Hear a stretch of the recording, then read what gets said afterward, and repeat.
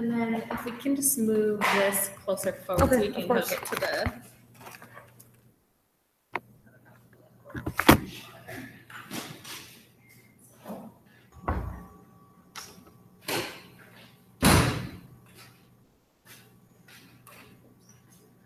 Are you seeing here? Okay. Oops. Anywhere.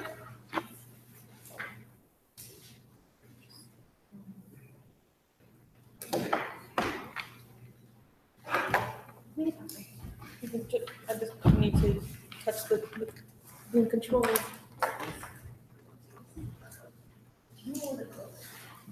Yeah, that we're gonna try to hook up to that laptop, hopefully, if it will reach.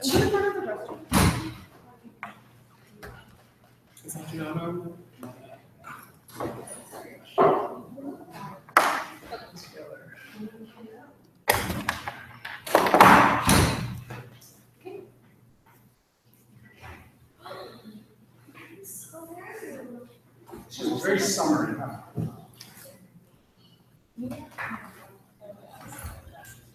Snapchat everyone's doing all the time.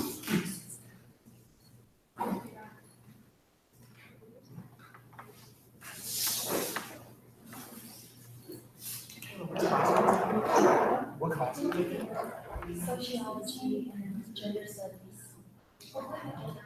But they're both like that would be intense.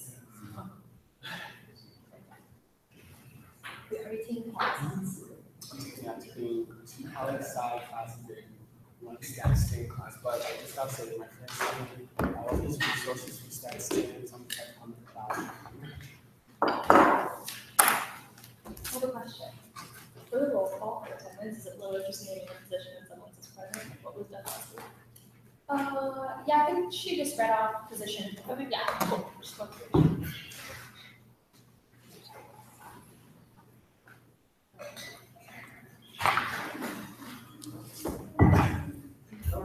Faces. I read about you in the article. Uniform people. Can't say I agree. It's really pull apart now.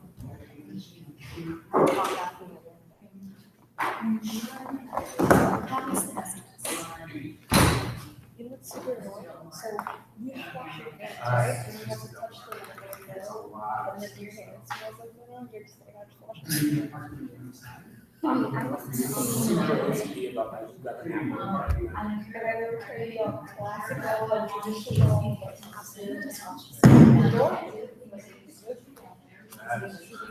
Yeah, we have season 6, right? Oh, nice. Hello.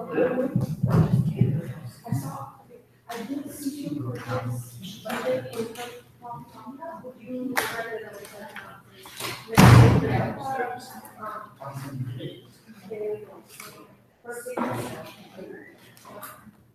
How are you doing that up?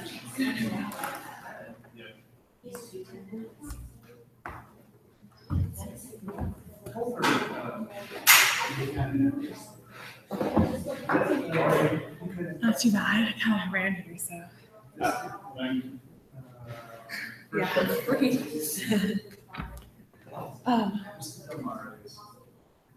You didn't set sort of the. I don't mean to, I just want to, I'm glad you said that. Because I think it'd be good to like clarify something like you said. know what the budget is or no, I just like to help define your range of motion for you all. Right. Because, right, you're trying to figure out what's possible, you want to get the best thing possible, but you also want to know what the precedents were and anything we know about, if you were to try this, what's the general cost? I try to get whatever cost I can from past ways we've done it. Yeah. Just try to get all the information so that, because, Yeah, I think before we know it, it'd be. exactly. Chris like mentioned some of like the funding resources to look into, but we should get to hear kind of more details. Yeah. I mean, the most basic thing is simple. You have a basic core piece of money, which is $94,000. It covers, and it technically actually ends up residing in your budget. Yeah. Just it ends up with there, just because it's got to go in one. So Debbie puts it in one. But we just need to cover EAF, and And then I think last year there was $21,000 worth of sponsorship, most of which is focused on EAF. Yeah, So, we're having, we'll see. We need some updates with Karen about the investigation. So much, but hopefully I have that information before we go. Because that's gonna change the funding. I mean, in some ways, it also can be, whatever anybody knows, if we can get it on the same table, then, some of the stuff we'll figure out. It's in there. Yeah, that'd be good. It's like I said, I want to. Good, because I'm just. Because I mean, like, some we have these meetings, it's like, let's like sit down and have a meeting to just dedicate the budget. And like, that's like something I really wanted, because us going in, we don't know how to like allocate things. And they're like, okay, it's like, what's the money we have? And this is the first thing, I mean, this one comes up on you guys so fast because there's no time to get ready for making a plan for the school year for everything else. But this one is really immediate. So really what I want to do, and this will mostly help people after you, is just try to have us set up the meeting. So you just because this will be the first thing that it insists itself on. Before you have your bearings. Yeah. Thank you for saying that you're, because I'm not trying to approach on your authority or. I know. Good to be back though. I'm feeling useful somewhere.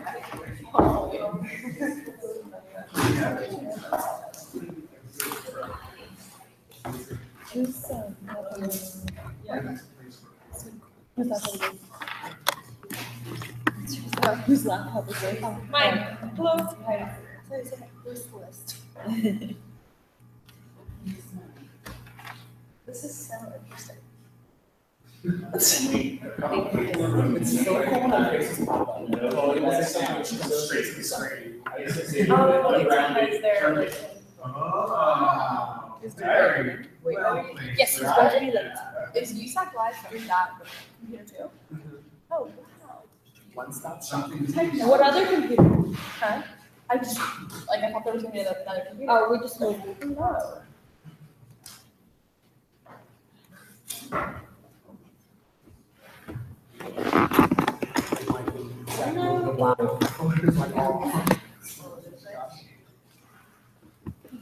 How are you? How are you? I love it. We all I wonder chose to sit. if But it's nice. computers Well, I give have them to Google Hangout. She said she. The girls that don't want to, like, Can we set up a I don't know. I don't have the app. Is that helpful? I can try. Because the link she gave it for me, but I can email it to her separately if she would like. Yeah. Did she follow up or no? No, that's why I'm kind of curious because Chloe got it. Like she's like right there. Yeah, Chloe was really good about last time too. I'm sorry. I'll set up terms. Are you like 90% No, because I had to set it myself. I need to talk to After this thing stops. She had. I don't know if we should hold like 10 minutes to be. I think so. Hey. I thought you were home. I thought you were home. Oops. We're gonna call this meeting to order. It's 7:01 p.m. It's really good to be back and see everyone. We're gonna do a local roll call for attendance. I'm gonna read the name of the office. Please say present if you're here. Present. IVP. Gen Rep 1. Present. Gen Rep 2. Present.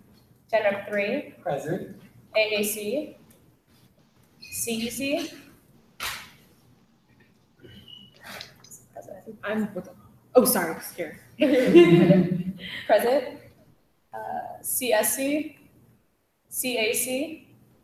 FAC, or facilities. FSC. SWC. TSR. Okay. EVP is also here. Oh, that's Sorry, who was that? It was Chloe. Oh, I missed you. Yeah, I'm so sorry about that. So Adriana has tonsillitis, wasn't feeling well, so she's not going to join us today.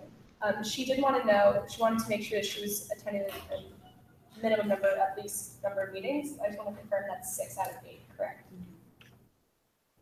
If we can check on that for her and let her know, that would be good. That's what, Yeah, we were told earlier, 6 out of 8. Okay, great. I just want to confirm that for her. Fantastic. So we're now going to move into the approval of the agenda. Are there any amendments to the agenda? Yeah. So I see Kayla's hand here. I move to add an option for the agenda. Okay. The contingency allocations left in the agenda, right? They are. So the They are. first version that went out did not happen, but the Oh, version that's online does. Okay, that's okay. Yeah, so it just says contingency allocation under your funding allocation, so that they are there. Okay. Yes, Christina. So are you asking or are you telling? No, I'm asking. So I can explain when we get there, if that's okay. Cool. Any other amendments to the agenda? Seeing none, can we now get a motion to approve the agenda as amended? Thank you, Christina. Second. Second. Thank you, Justin. All in favor? 1, 2, 3, 4, 5, 6. All opposed? All abstaining? Oh, wow. Okay, this is where it gets confusing. Sorry. How did you do votes? Are we close? So, Chloe, can we just have you say yes or no? Okay. Are we not? Yes. Do the guidelines not say we're going to do vocal voting? we did vocal last. Last week We did vocal? Okay, so in that case, we're going to do vocal. So, EVP. Yes. Cool. Gen Rep 1. Yes. Gen Rep 2. Yes. Gen Rep 3. Yes. CEC. Yeah. Facilities. Yeah. FSC. Okay. SWC. Yeah. And that is it. Seeing as all voting members on the table voted affirmatively, the agenda is approved as amended.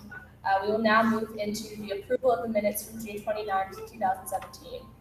Just a reminder for those of us who weren't present, it's best practice to abstain because you were not present during the meeting. Do we have a motion to approve the minutes from June 29, 2017? Thank you, Zara. Second. Thank you. All in favor? Oh, excuse me. EVP? Chloe? Yes. Okay. Gen Rep 1? Yes. Gen Rep 2? Yes. Gen Rep 3? Yes. CEC? Facilities? Yeah. FSC? Oh, skip. SWC? Seeing as all voting council members voted affirmatively, this motion passes. We approve the minutes from June 29, 2017. We will now move into public comment. Just a reminder, we have 30 minutes allocated for that time. 2-minute public comment time, and we'll hit the gavel to the table. We have 10 seconds left.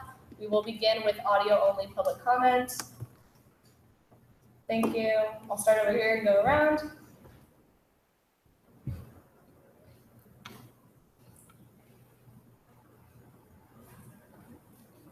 Seeing none, we will now move to audio and video public comment. Again, 2 minutes. Hit the gavel to the table. 10 seconds left. Go around once.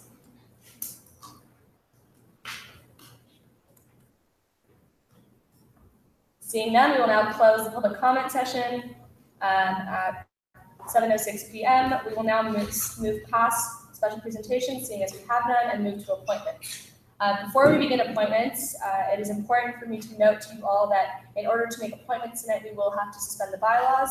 I will explain to you why. In the bylaws, under Article 2, Section B, which explains the responsibilities of the Appointments Review Committee, it says that all appointments for positions receiving a stipend funded by USA membership fees and/or funded by the University of California must come before the Appointments Review Committee and the Council for approval. So that would lead us to believe that any stipend position would need to go to ARC before approval. However, there's also a conflicting provision under Section C, subsection 2, subsection G, it says, if the Appointments Review Committee does not make a recommendation regarding an applicant within 1 week of receiving the applicant's application, the elected council officer responsible for the applicant may bring the applicant before the council for approval at a regularly scheduled council meeting. So I'm under the understanding that the resumes for the appointments today were sent out on Thursday, which was not within a week's time. Also, they were the resumes, not the applications. So in order to make the appointments tonight for the two that are on the agenda, we would have to suspend the bylaws and vote. So before we do, does anyone have any questions about that? So I don't understand that the two provisions are conflicting, which is why we can have this conversation. Any questions?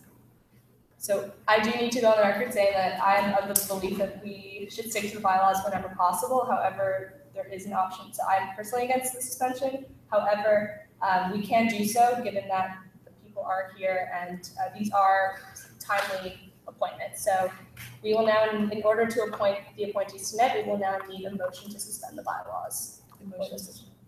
Thank you, Netta. Second. Thank you, Nicole. Excuse me. EVP. Oh, can you hear me now? Yes? Oh, yes. No. Yes. Okay. Gen Rep 1? Yeah. Gen Rep 2? Yes. Gen Rep 3? Yes. CEC? Yeah. SWC? Yes. Seeing us all council members voting affirmatively, we will suspend the bylaws for the appointment session now. We have 2 appointments tonight. I'm going to turn it over to Christina to read as they are her appointments. So the first one I have is Natalie for the Campus Retention Committee. ARC was not able to interview as they were unable to be contacted in time, is my understanding. But yeah, the Campus Retention Committee, I don't have like the descriptors or anything. If you want me to read it out loud, that's usually under ARC, if there are any ARC members on the table. Does anyone need us to read the responsibilities of the Campus Retention Committee? No? Okay. Seeing as we don't, I believe Natalie is Skyping in. I just want to, so let's have her up here. Hey, Natalie.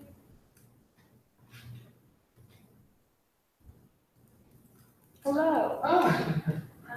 Let's get the volume working. So give us 1 second just to get the volume operating so we can hear you. And can you hear us? Thumbs up if you can hear us. Awesome. Just wanted to remind you, you're going to have 1 minute to do an introduction about yourself. Feel free to use that time or not use it at all. I will hit the gavel to the table. Hopefully you'll hear me in 10 seconds left, so please wrap up then. We'll then move into 5 minutes of question and answer with the council. That will be followed by a 1-minute closing. We will have, I'll hit the gavel to the table and you have 10 seconds left. Can you hear us? Yeah. Awesome, and we can hear you. I just want to make sure you can hear this sound. If not, I'll clap if that's better. Can you hear this? Fantastic.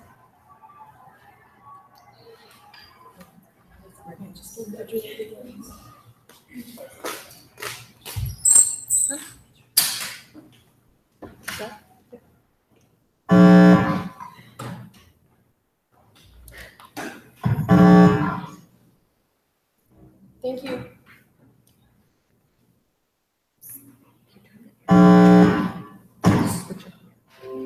Can you try saying something again real quick?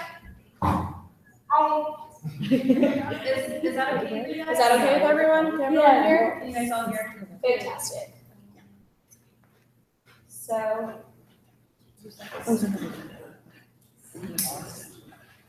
Everyone's ready? Yes. Tables.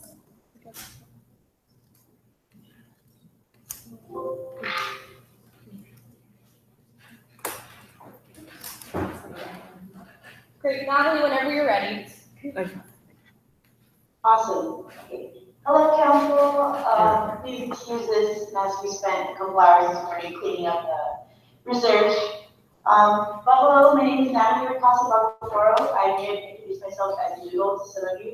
I'm a 4th year, she, her, hers, double major in human biology and Asian American studies. I kind of just wanted to say thank you for allowing me to have this opportunity to kind of present to you why I want to be campus strategic committee appointment through the Student Wellness Commission. Just a quick why. I think retention on this campus is hitting all-time lows, despite the kind of progress that we've made in creating, culturally competent and authentically competent resources. I've seen a lot of dropout in my own community recently. Retention particularly has been a really big issue and also a really big project for the past year and a half. Yeah. Thank you so much, Natalie. We're now going to move into 5 minutes of Q&A, so feel free to begin. Does anybody have any questions? Justin? Hello. So what novel ideas do you think you'll be able to bring to the CRC that you want to implement?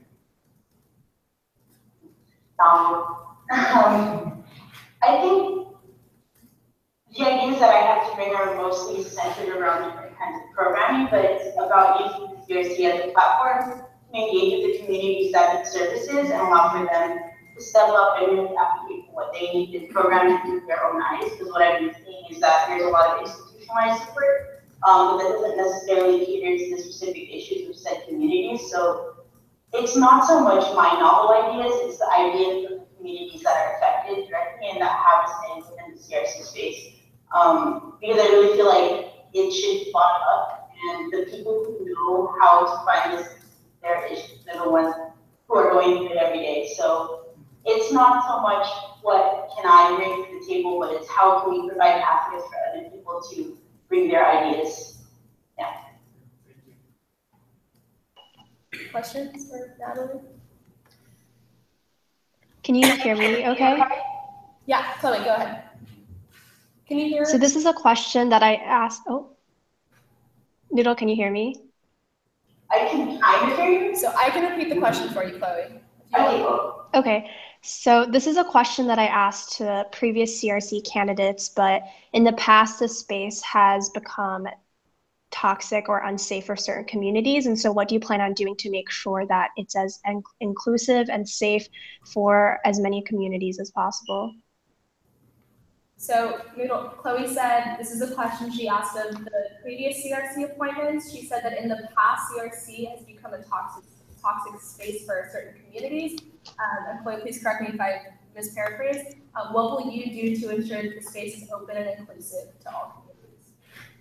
Is that all right, Chloe? Yep. So yeah, to my understanding, my knowledge of my members' past experiences, that it's been, there hasn't been a proper system of accountability, and what I imagine is that in the CRC space, we just need to revisit the kind of guidelines and the agreements and the procedures and the roles of each individual position and kind of set these ground rules and expectations way early on. My understanding is that there is a discrepancy between people's roles and like what people know that people are in charge of. But I think it's the responsibility of every community member to hold accountable to the chair and vice chair, especially facilitating an environment that's inclusive and that's a brave space and a safe space. So I think personally, I would use my position very professionally and kind of tone checking, but other than that, I'm not sure if there's a restructuring needed, but right now it's just a matter of transparency. People don't know what they are and aren't allowed to do as well. So I think kind of the rundown of the community space and the roles is really not good. Questions? Yes, Dr. Garland. Hey, Natalie.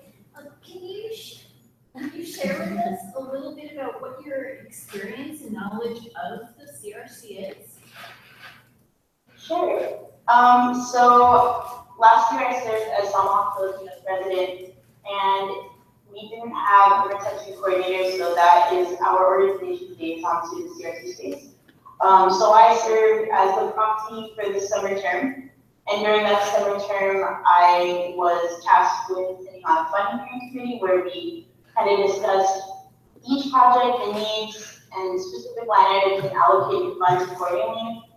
It was a different year, or it was a different kind of setup because we were talking about how we get SGR money involved, social justice referendum money involved.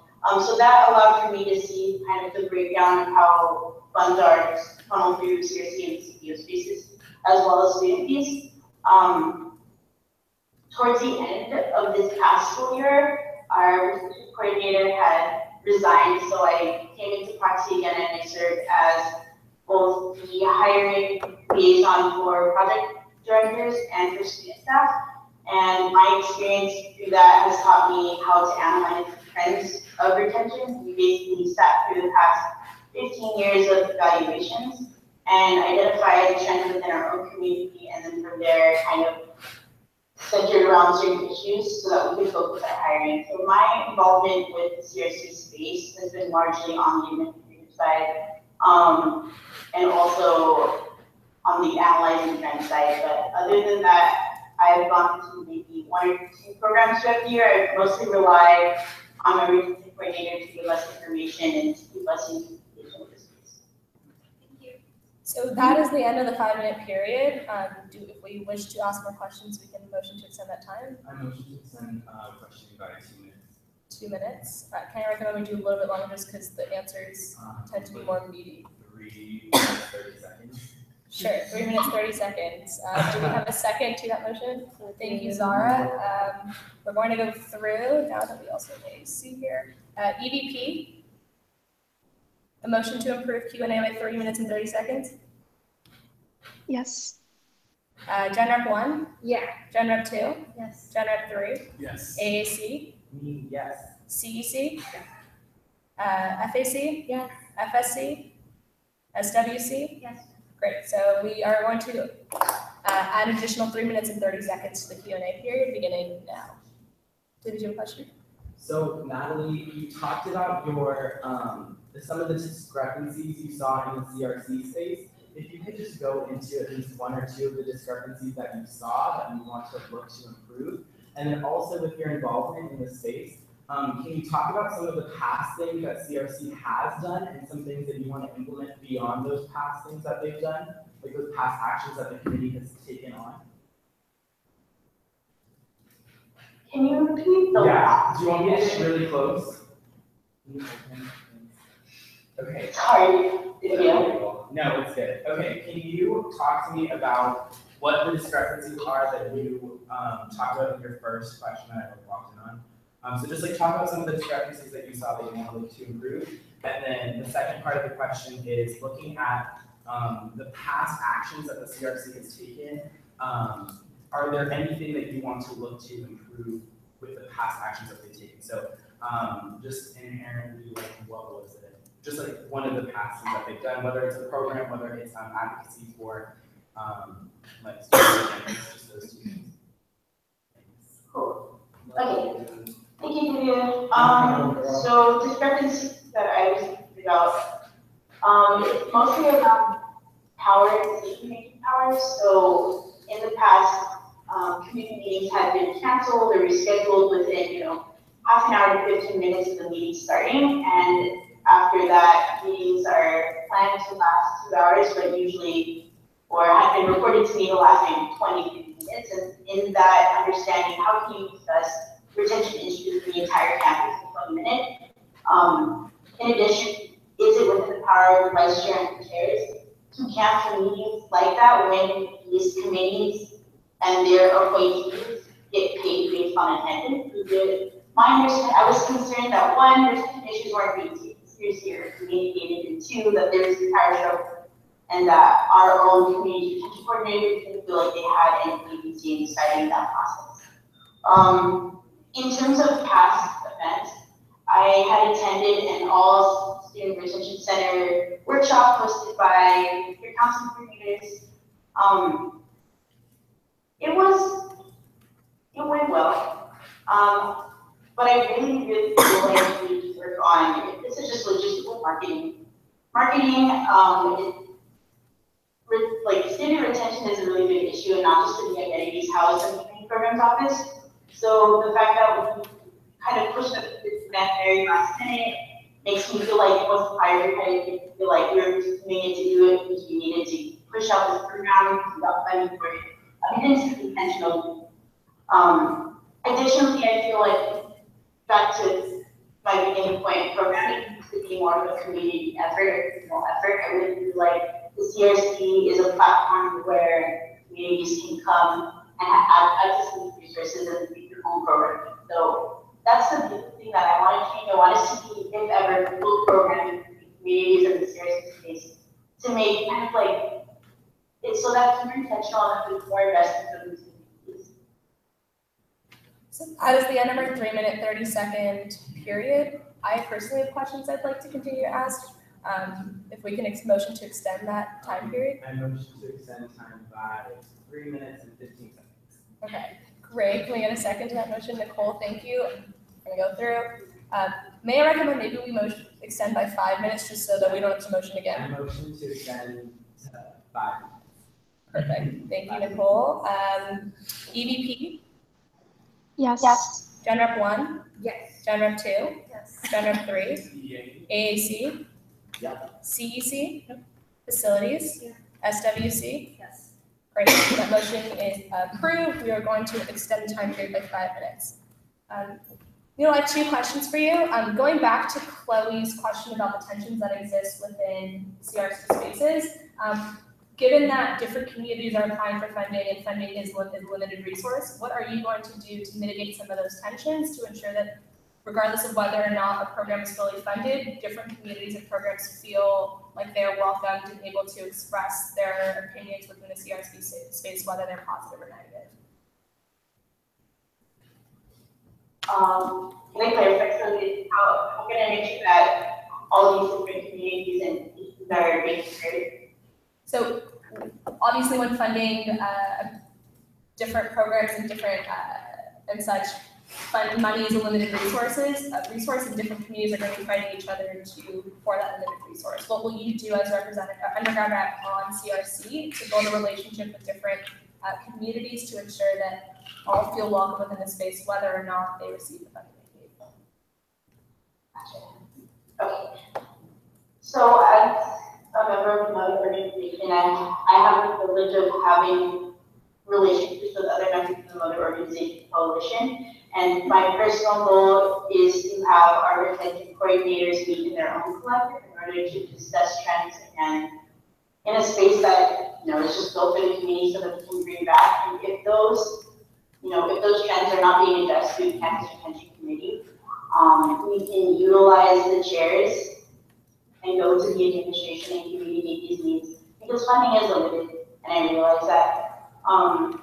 Also understanding that the retention of our communities is linked to each other. So I was thinking about utilizing cross-community programming outside of the CRC space to talk about like similar issues that we all face and that we can program together, whether it be through a fundraiser or through awareness. So my CRC position, it's mostly kind of overseeing these relationships and also participating in conversations with other communities and then bringing that to the administration if, the CRC space doesn't have the need.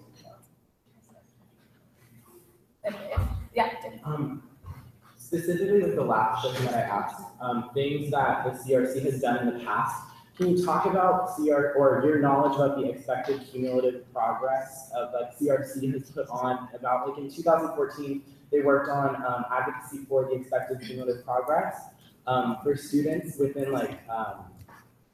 the communities that are represented within CRC. Can you just talk about their work that they've done and if you would improve on that work or if you would continue that work? I'm so sorry to do that. Can you hear me? I can't catch the tail end of your question. One sec. Should I type it out first? Why don't you do that? Yeah, because it's a long one. So Dave's gonna write out the questions. Yeah, I'll write it out. Someone else will ask the question. So I actually have a question too. Given that you're in the leadership of one of the communities or groups that applies for funding, in the event that your community applies for funding, what do you think is the appropriate action to take when voting? In terms of casting a vote for or against the funding? Yeah, of a group that you are in the leadership of. Fair question. I would have to have consulted other community leaders to see if these are issues that they also face. I feel like if different projects are applying for funding, but individually, I feel that there might be bias if I were to cast my own, but if projects are coming together to have this competition, each one had an equal chance at doing so, then I would feel more comfortable. But if it was specifically my own, I would I see myself abstaining from that vote. It just doesn't, it feels a little biased. Even if the issue I'm versed in the issue and I understand where they're coming from, it still feels a little biased for me to be advocating if my community will do. Any other questions? Did we were able to send in your question? Oh, where do I send it into? Is there a chat? There is, but it's connected to that. The link that Nicole sent. Maybe if you want to just go up to the front just for a second, just because we have 30 seconds left. And this will probably be our last question.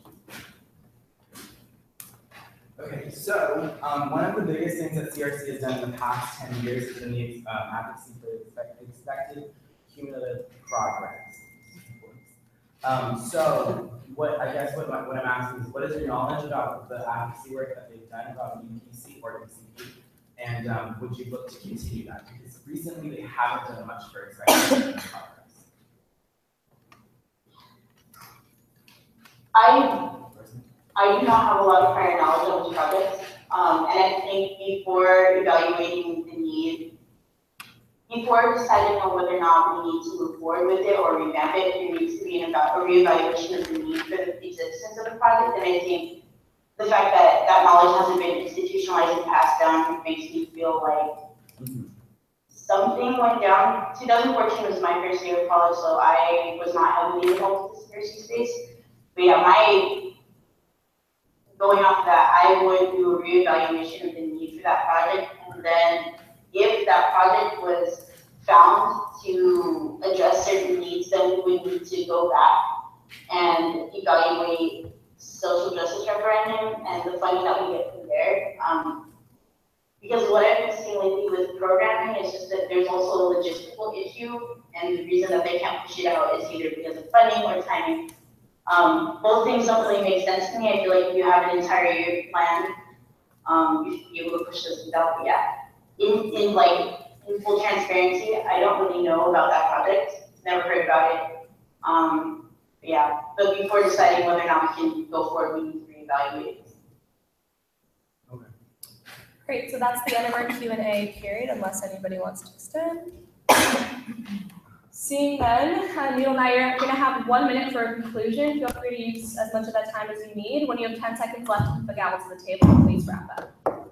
You can begin whenever you're ready. Well, everyone, council, thank you for having me.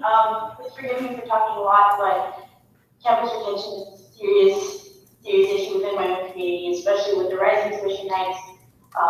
A lot of lower and working class individuals in my own communities and other communities have been dropping out. So personally, I was almost not able to finish my year here at UCLA. So thank you for giving me the opportunity to present on behalf of communities, and I only hope that whatever decision that you come to, that you know that my commitment to retention work doesn't stop whether or not I get this appointment. But yeah, thank you again for having me. Sorry for the technical difficulties, and I hope you all have a good council meeting. Great. Thank you so much. So at this point, you can feel free to, can you pause on Google Hangout? You're more than welcome to listen in on the conversation. You're also more than welcome to not listen.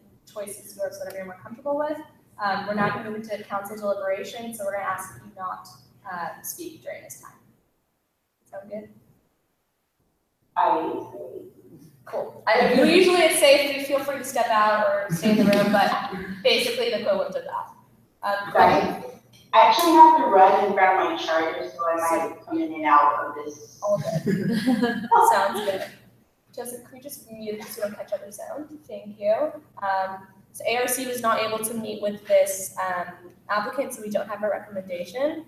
So we're now going to move into discussion. Is there any discussion regarding this appointment?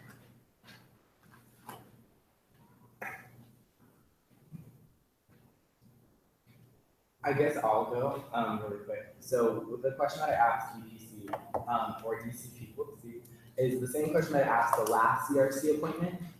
So what that is, and I'll read it off here, that ECP policy mandates students complete 42 units by the end of their first year, 86 by the end of their second year, and 132 by the end of their third year. The first time a student does not meet the benchmark, a hold is placed on the account, and then it goes hold after hold after hold. Usually these things are worked out with like students that are underprivileged or students that are marginalized within our university. So then having it be, it's problematic because a lot of the reason why they're placed on, it almost gets them placed on dismissal at the university. So that's what the CRC was doing with, in 2014, trying to revamp that policy.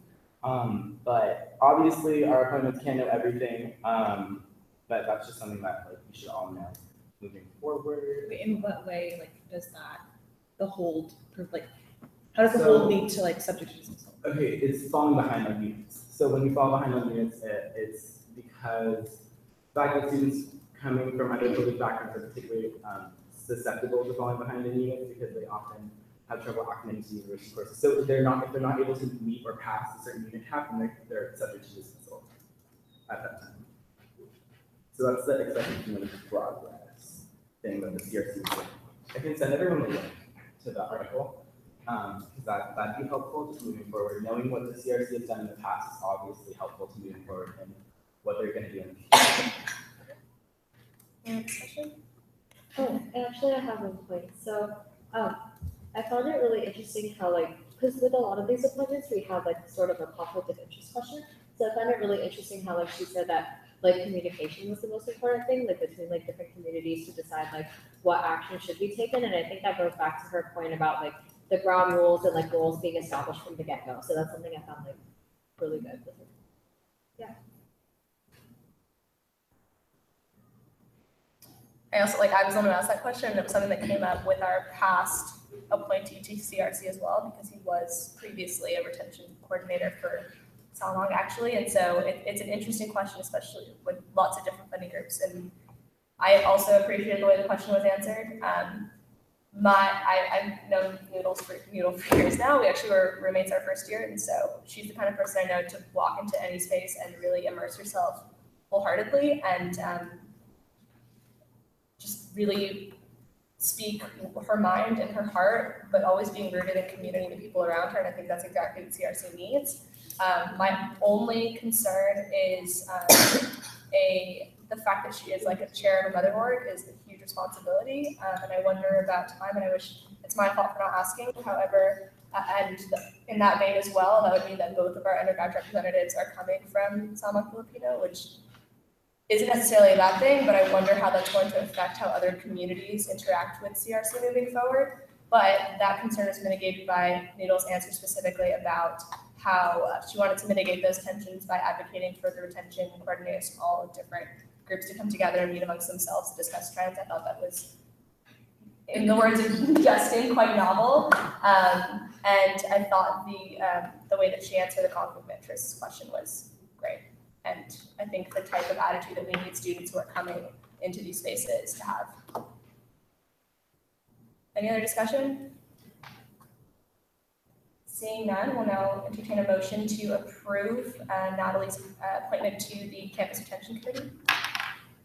Justin, thank you. Second. Thank you, Kayla. We're going to do roll call. EVP? Yes. Gen Rep? Yes. Gen Rep 2? Yes. Gen Rep 3? Yes. AAC? Yes. CEC? Yes. FAC? Yeah. SWC? Yes. Seeing as all council members who have the ability to vote today voted affirmatively, congratulations. I don't know, Natalie's here. Congratulations.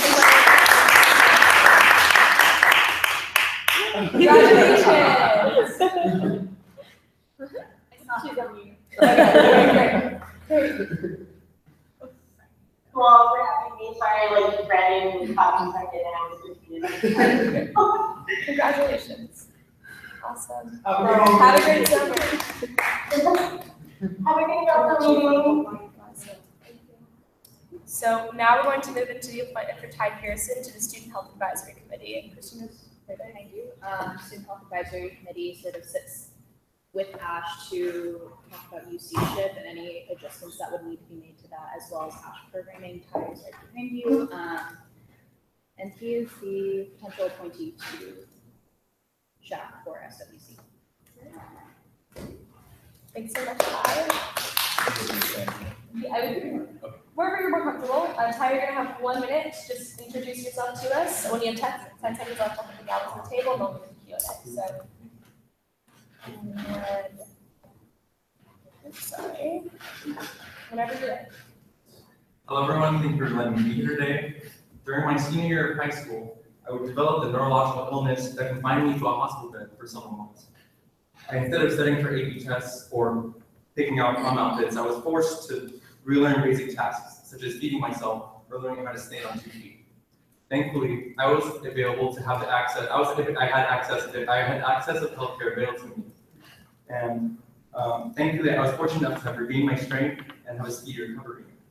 However, this is not the case for everyone.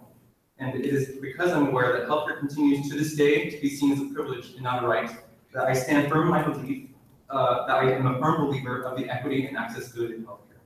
I'm resolved in my belief that effective healthcare is a basic human right. And I wish to provide all students with the care they deserve. UCLA students deserve an educational experience that is not plagued by healthcare concerns and complications. As students, we must have access to a comprehensive healthcare system that is efficient, cost-effective, and relies on the input and from students for students. Thank you. Thank you so much. Now we're going to move into a 5-minute question and answer period beginning now. Any questions for Ty? Yeah, Nicole. I'm still a little bit confused on what the role of the appointment is. So if you could just elaborate on that and what you see yourself doing for the next year.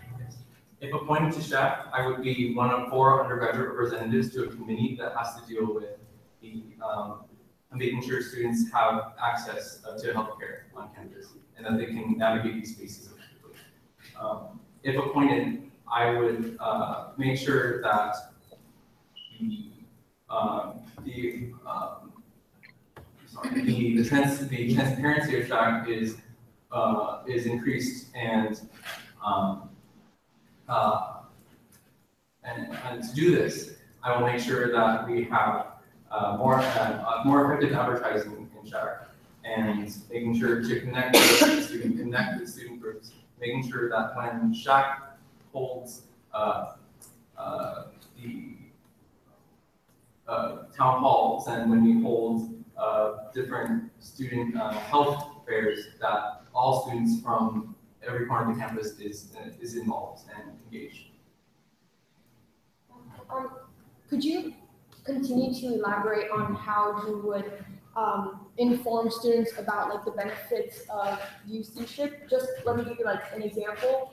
I went to the optometrist and in the like A-level of Ackerman, and I had no idea that they give you if you're still 18. So I don't know about everyone else, but if you're still 18, you get the option of having free contact lenses for a year, and with an addition of $140 to buy like a set of frames. And I was like, wow, that's crazy. I had no idea. And good thing I caught it before I turned 19. So these are sort of like types of tips that or maybe I'm wrong, but maybe a lot of students have no idea about. And I find that that's a problem because given students are paying into their tuition to receive these benefits and they have no idea that they exist, how would you go about getting people to either go to the town halls or know about like these like tips and tricks on navigating UCship? First off, the SHAC committee has a very well organized, very well designed Facebook page that would be effective in getting the word out. Also, and we have many different services on campus that allow us to learn as students about financial well-being, about student academic well-being, but we don't have anything about healthcare. And I was thinking that with some kind of freshman orientation platform that we can there make sure students are knowledgeable about the terminology of healthcare, what benefits they are receiving.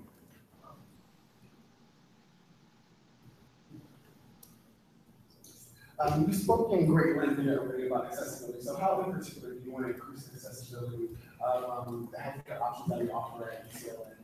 First off, I believe that healthcare at UCLA, we wait far too long to be seen by, for example, CAPS or any medication on campus. I want to work with the CAPS student advisory committees to further expand these health service entities.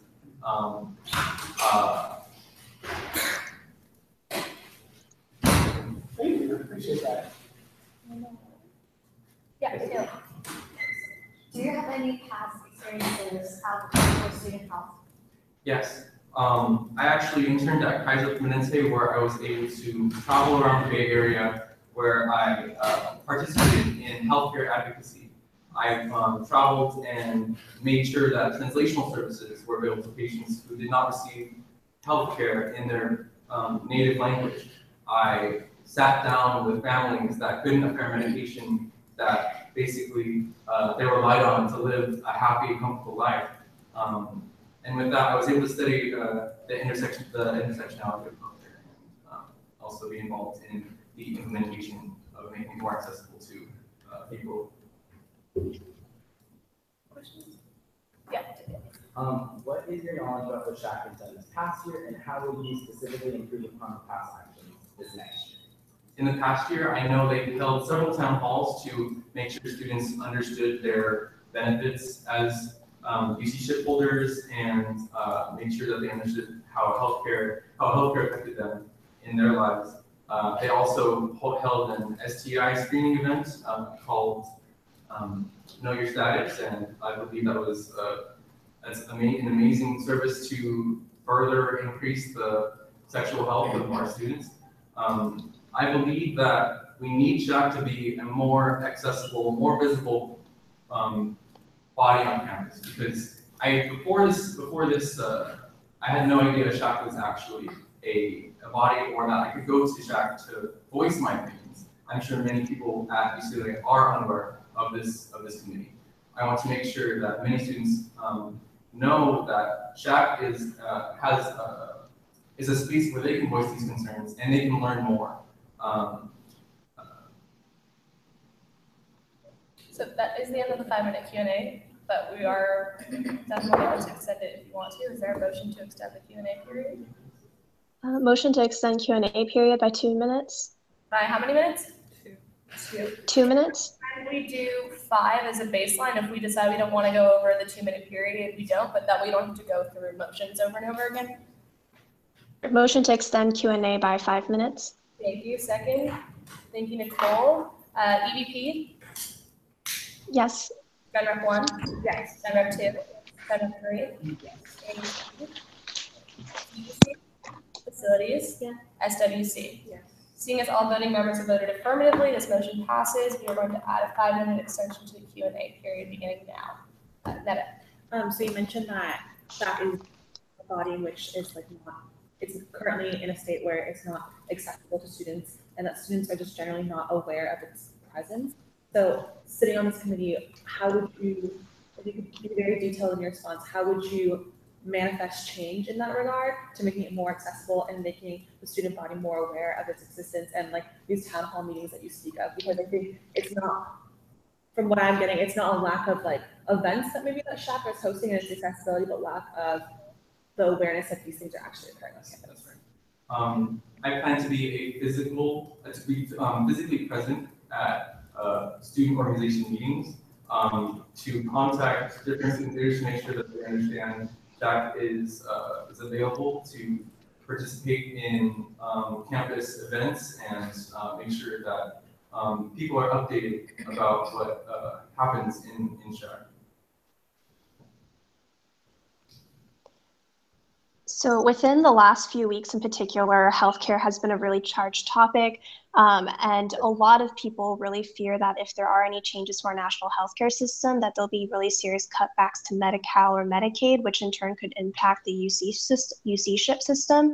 So in these politically charged times, what do you plan on doing to work in solidarity or work in coalition with SHAC sister organizations at other UC campuses to make sure that you're working together on healthcare efforts?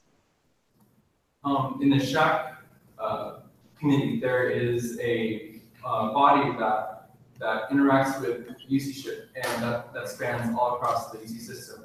And to be fully to stand in solidarity with people who would be affected by these changes, and make sure that they are knowledgeable about the how these to make sure these changes are kept up to date, and to make sure that detailed coverage will be provided for how these changes will affect our students.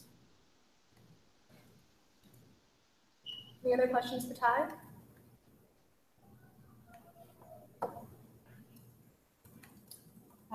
Ty, what is one thing that SHAC has done in the last year that you don't agree with, if there is anything, and that you would hope to advocate for our change?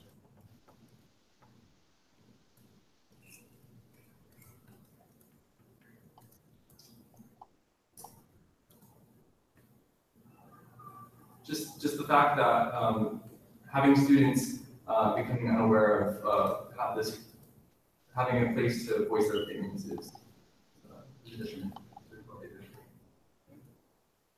Any other questions? Seeing none, we'll move that to the closing of the Q&A period. Ty, you're not going to have 1 minute to do a closing. I'll have the gap to the table in 15 seconds left. Without healthcare, I would not be here today. I've been incredibly lucky to receive the medical attention that I needed.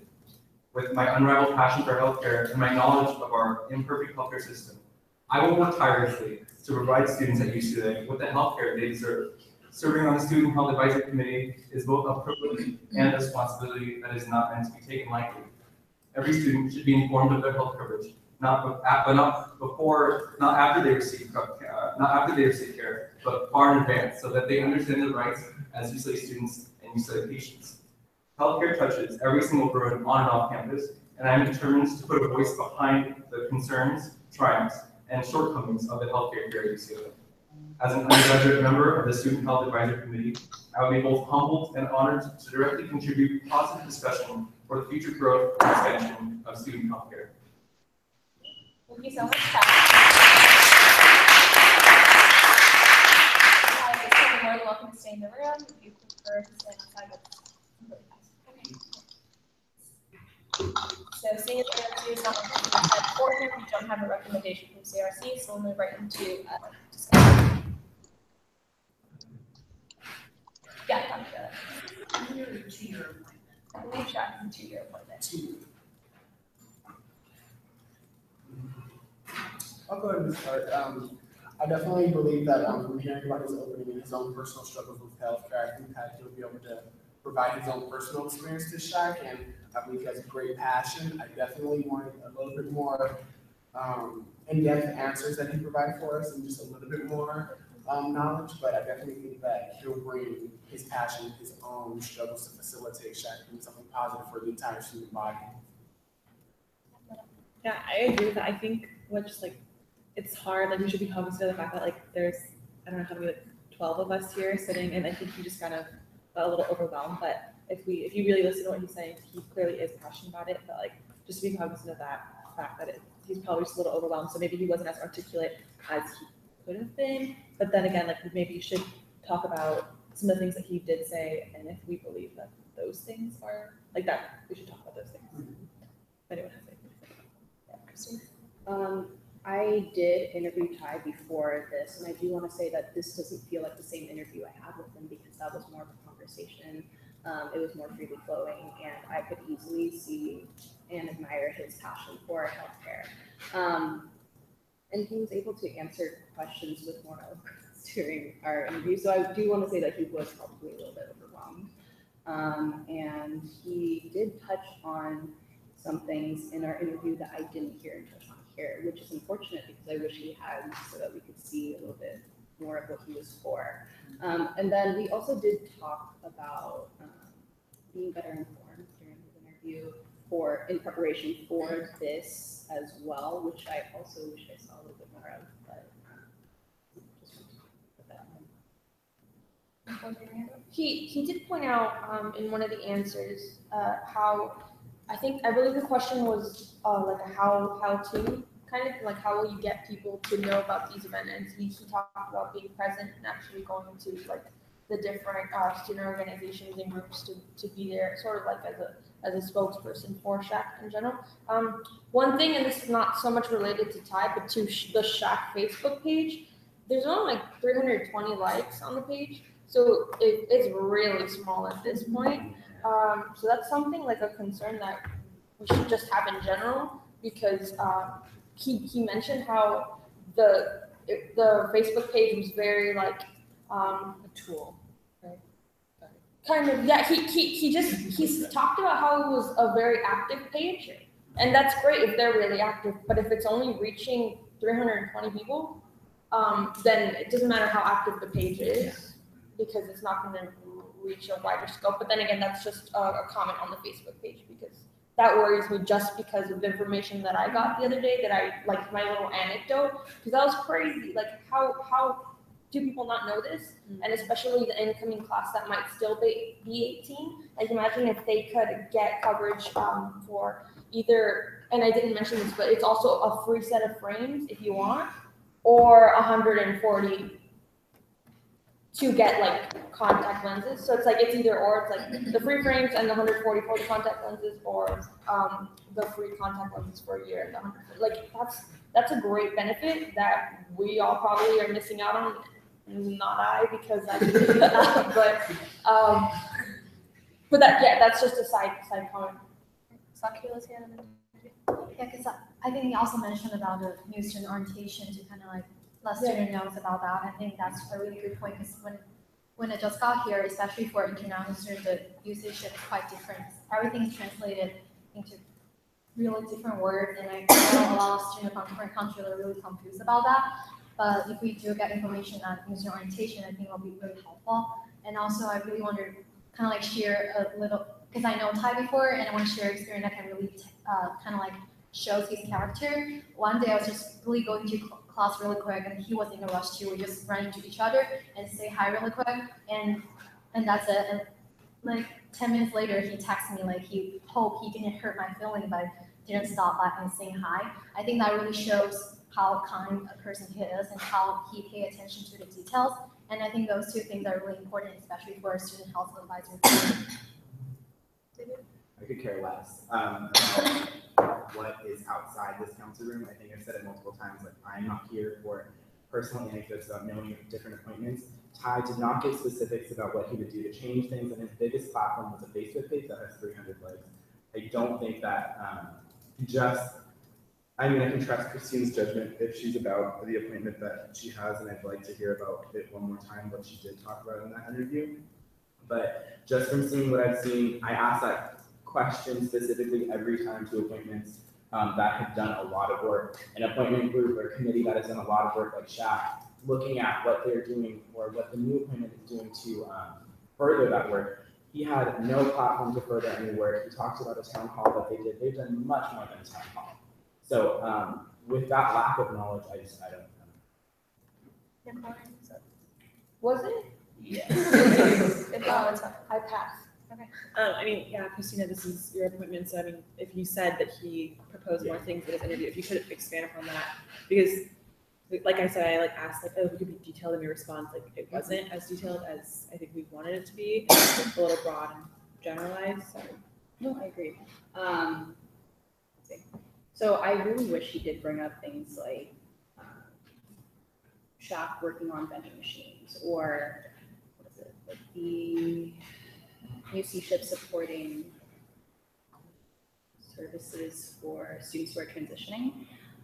But what he did mention during our interview is increased use of translational services for students who use Ash who may be more familiar with a different sort of medicine practice, or just really increasing cultural competence within Ash services. And then he also talked about increasing transportation as well, because that is a serious consideration in accessibility to healthcare. And then he also talked a little bit about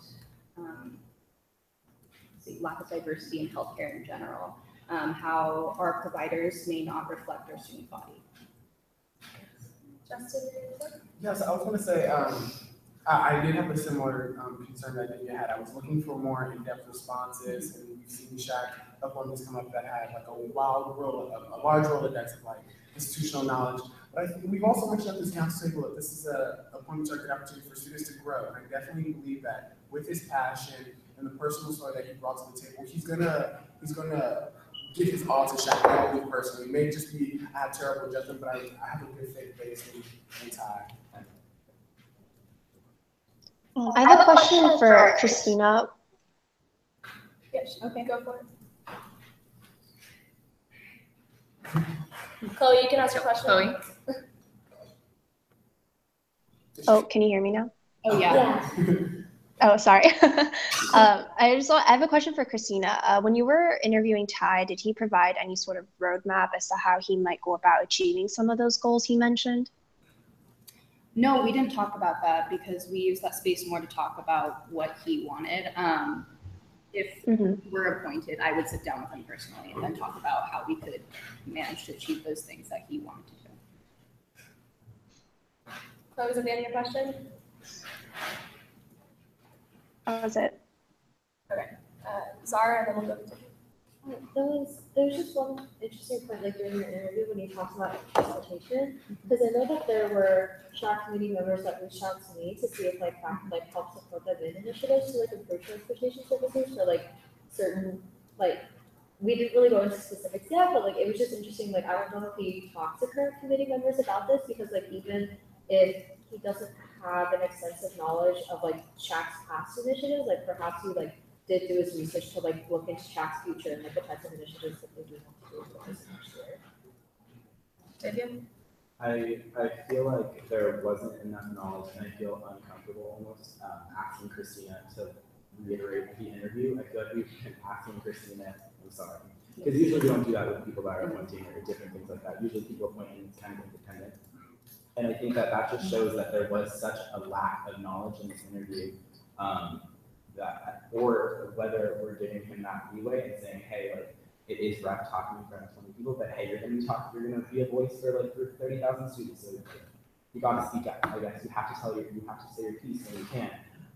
So because of that, I just don't think that he's the best fit for this appointment. Maybe just yet. Maybe he can come back and do his research and do a better job, because Christine, you did say that he does know those things, but having a platform for Facebook is just it's not good enough right now with a committee like SHAC that is doing so much more.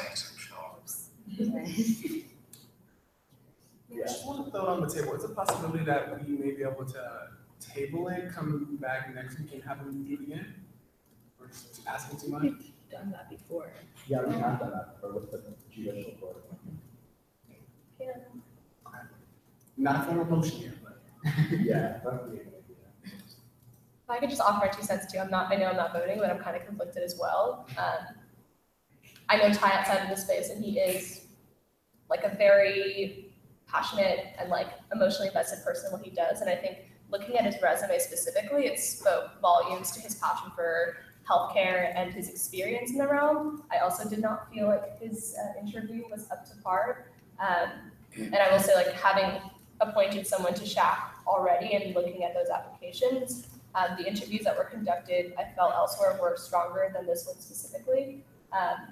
But the other part of me says too that we're not looking for the ideal candidate. We're not looking there may be someone who's the best in the world, but I think Ty's resume, I wish we would have been able to see his application, but that's that. And it does, and his personal experience, I think, his opening and his personal investment and struggles with this specifically will enable him to connect to students with his empathy in a way that I think sometimes medicine loses. And so part of me also thinks that we're investing in Ty as a leader and his ability to do that research and learn more and grow more. But again, there's that tension, and I feel the discomfort from Divya, but I also feel like the heart from Justin.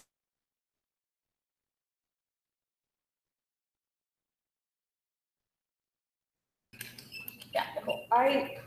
Looking back now at his resume, I completely agree that it shows that he's really invested in like Shaq, just because like just reading off, and I don't want to mispronounce anything, but neurophysiologic research assistant, volunteer care extender, medical assistant intern. Like, these are all like Shaq related in a sense. So it's not like he isn't interested already or he hasn't been doing the work in other spaces. That's, I guess, period. I think Evelyn was already brought up the institutional knowledge for Shaq, but when you started talking about other services and other programs, things such as orientation, that's other institutional knowledge as well, which you didn't seem to have as much information on, because those things, like with such tight timelines, are very difficult to do and require a lot of coordination to admin, specifically orientation, which partners with like most of campus. So fitting things into like that done schedule already is something that is like, I can't see it realistically happening, like to be like completely frank. So I feel that there's like that lack of institutional knowledge on that side. Like, granted, that is one example, is like one program, you can't know every program. It just is, that worries me, that it's like learning a little bit about Shaq, but also learning about like other campus entities that like he may want to partner with as well. That's a good point as well, because like one of his platforms is not unusable. Like, I know I've like heads with orientation all of last year, the transfer orientation trying to be revamped, and like that won't happen within like the next 10 years. So if both his platforms are either Facebook or like letting students know about orientation, I don't think he has enough knowledge at this point to change, like to improve or to be that big of like. Just from his answer, it just doesn't seem like it would be a huge asset for Shaq to like invest in, right? And then obviously he has passion, obviously he has a story, and that's not what I'm kind of going off. I'm just going off of what the students are looking to improve in the spaces that they are passionate about. And if we don't see that improvement, if we don't see those answers with substance, like then I don't think that like we should be voting these people in unless they come back and really like express that they have understood and read and research these platforms that they want to complete while they're in the Christine, I'm sorry to ask a question too. Did he propose the vending machine thing as a new idea he wanted to implement, or something that's No, that's already happened. Okay, that's what I wanted. I just want to give an example of something that Shaq is or is Question. Is Shaq on a strict deadline to get their appointments in for particular time? They didn't give me a strict deadline, but it is something that is happening. I can check the email right now to see when the deadline is, if that's helpful to everyone. Maybe we should be like making our decision based on Yeah. how fast or not fast we need to.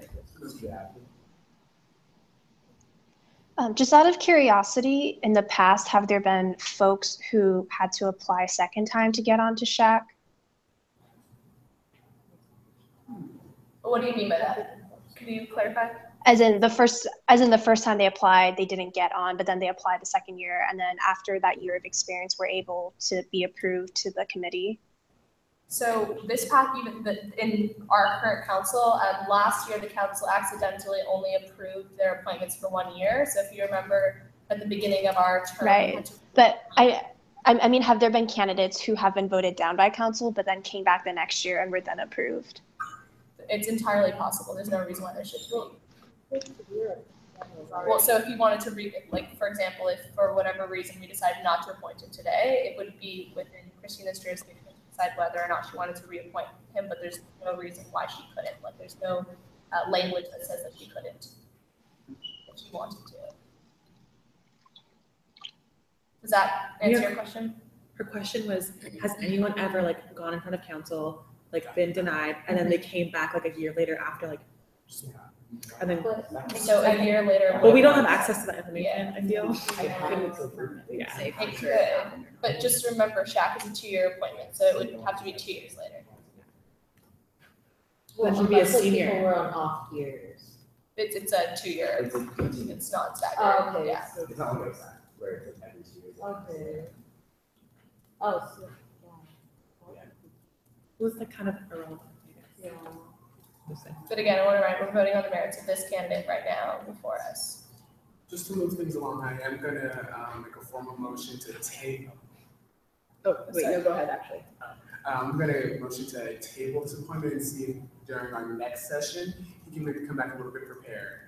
That's a motion. So just a reminder, so we can vote to approve or not approve, Yeah. because the decision to bring him back it's an appointment of SWC, they can decide who to bring forth again. Yeah. Okay.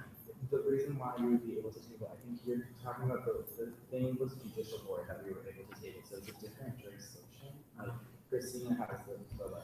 Judicial board will be president though, regardless. So what happened with them being able to table?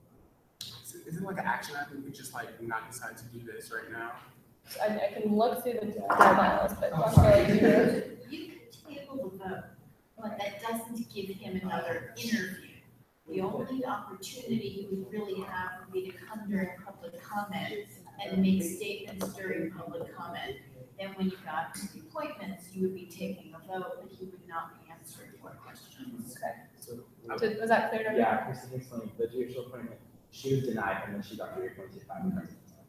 Okay. We didn't cancel that table.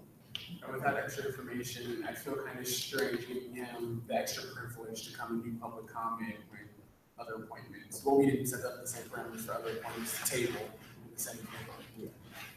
I rescind that motion. Are there any motions on the table? Not a motion, but I just want to make a comment. When this is voted upon, I think that I will be abstaining just because I have knowledge that all of you all don't, and I don't know if it's fair for me to vote with that prior knowledge that you don't have and you didn't see today. Thank you. If there is no other discussion, we'll now entertain a motion. Christine, I think you're fine to use whatever knowledge you have. That's what I think. Is there a motion on the table? Motion to approve and motion to not. I move to deny this appointment to Shaq. You said the motion to approve. And then we Yeah. That's So, motion to deny. I motion to approve time. Second? Can we get a second? Thank you, Nicole. We're gonna do roll call. EVP, No. Gen Rep 1? Yes. Gen Rep 2? Yes. Gen Rep 3? AAC? Sorry, I need to keep track of this too because this part doesn't make any sense. So EVP was no, Gen Rep 1, yes, yes, yes. Gen Rep 3, what was your vote? No. AAC? Did. oh, yeah. CEC? No. Facilities? Yeah.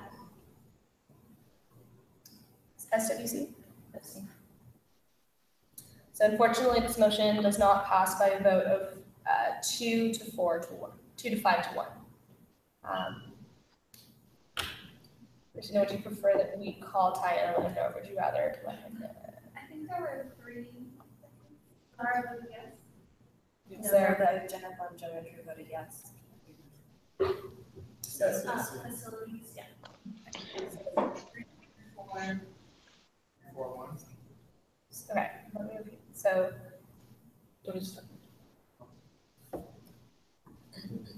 sorry, the roll call makes it a little bit more difficult. So EVP was no, Gen Rep 1 was yes, Gen Rep 2 was yes, Gen Rep 3 was no, AAC was no, CEC was no, Facilities was yes, SWC was abstention. So that was my mistake. This motion does not pass by a vote of 3 to 4 to 1.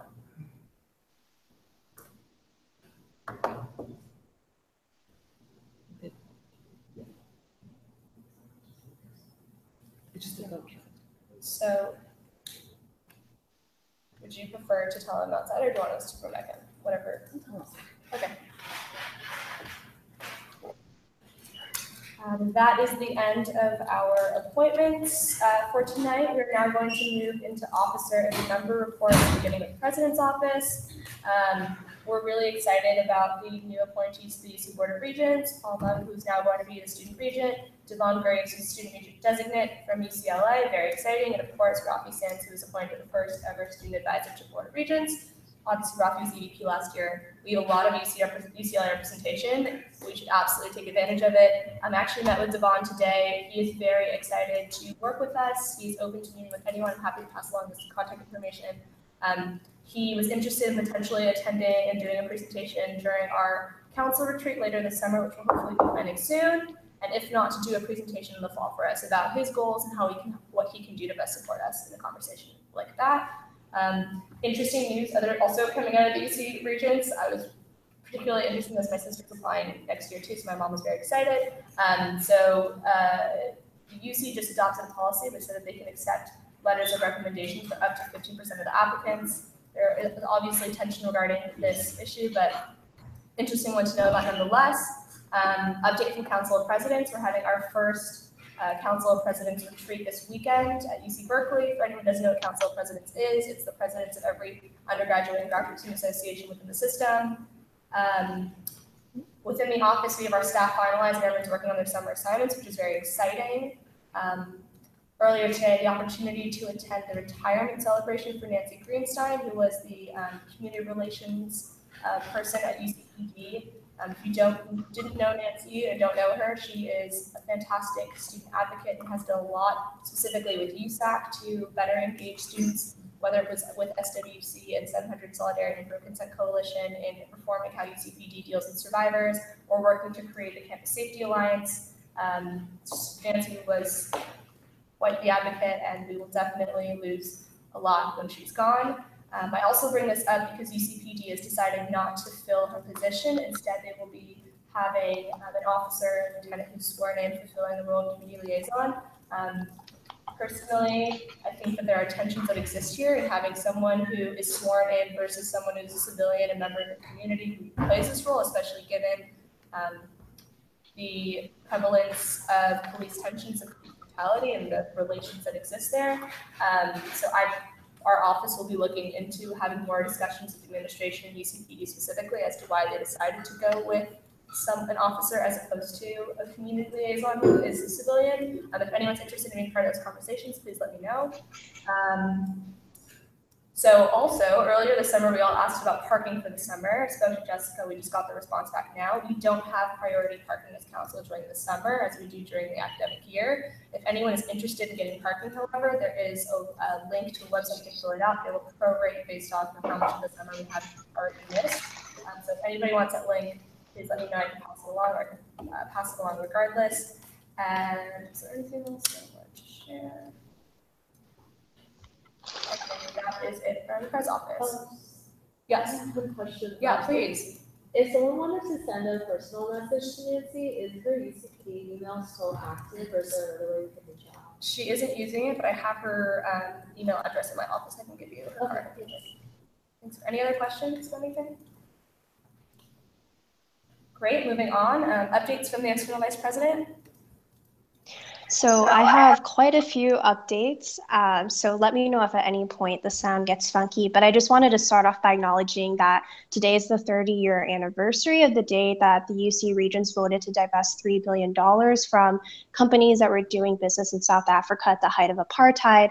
And this came about because like 7,000 students went to demonstrate at this Regents meeting. And so I think that's important to recognize because there's a lot happening politically right now. Congress is going into recess in August, and the California Assembly is going into recess in late August, which means that both places are trying to push through a lot of legislation before they break for the summer. So I'm going to start off with talking a little bit about federal legislation. So first off, on education, so you've probably seen the news, but the White House has proposed a skinny budget that's pretty devastating for research and education funding. So for example, 3/4 of UC research funding comes from the NIH and NSF, and the White House is proposing to cut $8 billion from those institutions. There's proposed $4 billion cuts from Pell Grant funding, as well as a 50% decrease in federal work study funding. And the second kind of really big issue on the horizon is immigration. So in the last couple of weeks, our office has been making a lot of calls against HR 3003, which is the defunding sanctuary city bill. And we were able to make about 150 calls to about a dozen different Senate offices. Right now, the bill is stalled in the Senate because the healthcare fight. But the other issue with immigration is that word on the hill is that DACA is expected to expire sometime in September. The reason being that there are currently state court challenges to DACA questioning the executive overreach of it, and Department of Homeland Security Secretary Kelly has basically said that they won't defend DACA in court if it gets to that. And so what's happening right now is Bridge, which is a piece of legislation that's basically the legislative version of the executive order of DACA, is a bipartisan effort to try to basically help DACA survive, if you will. Bridge is an act that basically does what DACA did in terms of work authorization, relief from deportation. So basically within the next 2 weeks before Congress breaks for recess, our office is going to be doing a lot of work around both education funding as well as advocating for the Bridge Act, which is something that Rafi's office also lobbied on last year. So if any of you are interested in helping out with that, please let me know. Moving on to state legislation. Is the volume still okay, by the way? Yes. Okay, so moving on to state legislation, slightly better news there. So Governor Brown was able to pass a cap and trade deal, which is really good for the environment.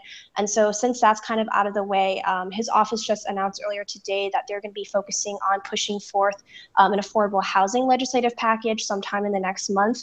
And within this would be mandatory funding for affordable housing structures, things like that, which could have a really huge impact on housing in campus communities.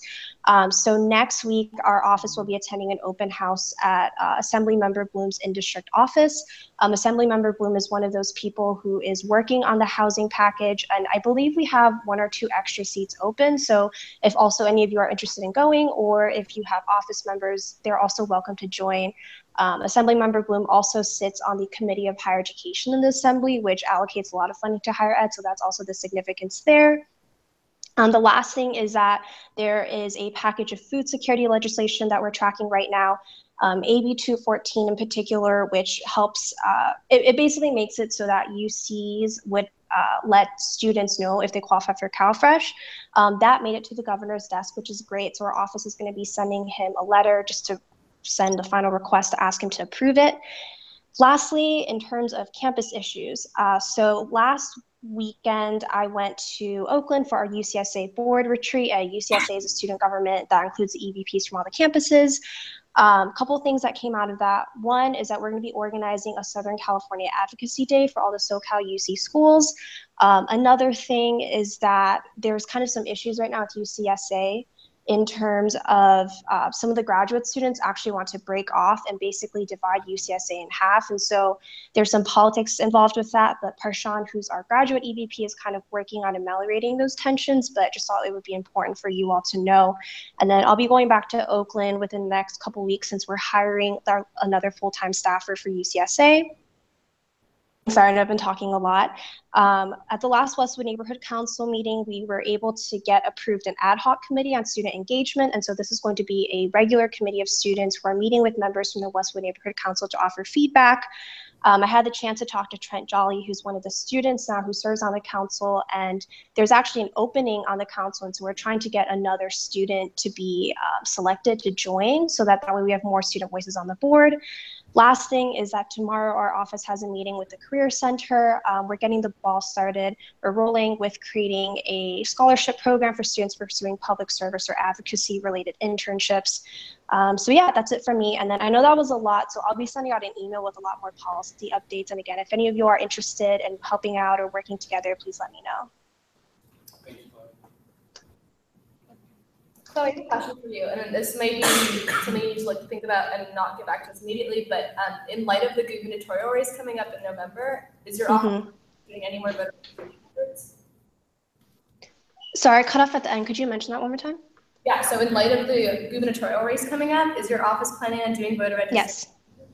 Okay, if you need help. Yeah, so one of the Yeah, so one of the things that I'm working with student affairs right now is we're actually trying to roll out online voter registration. And so essentially what this would look like is that when you enroll as a UCLA student, there would be a feature on My UCLA that would, with your consent, import your data, and you would be able to just click a button and your info would be sent over to Secretary of State so that you don't need to fill out a physical form.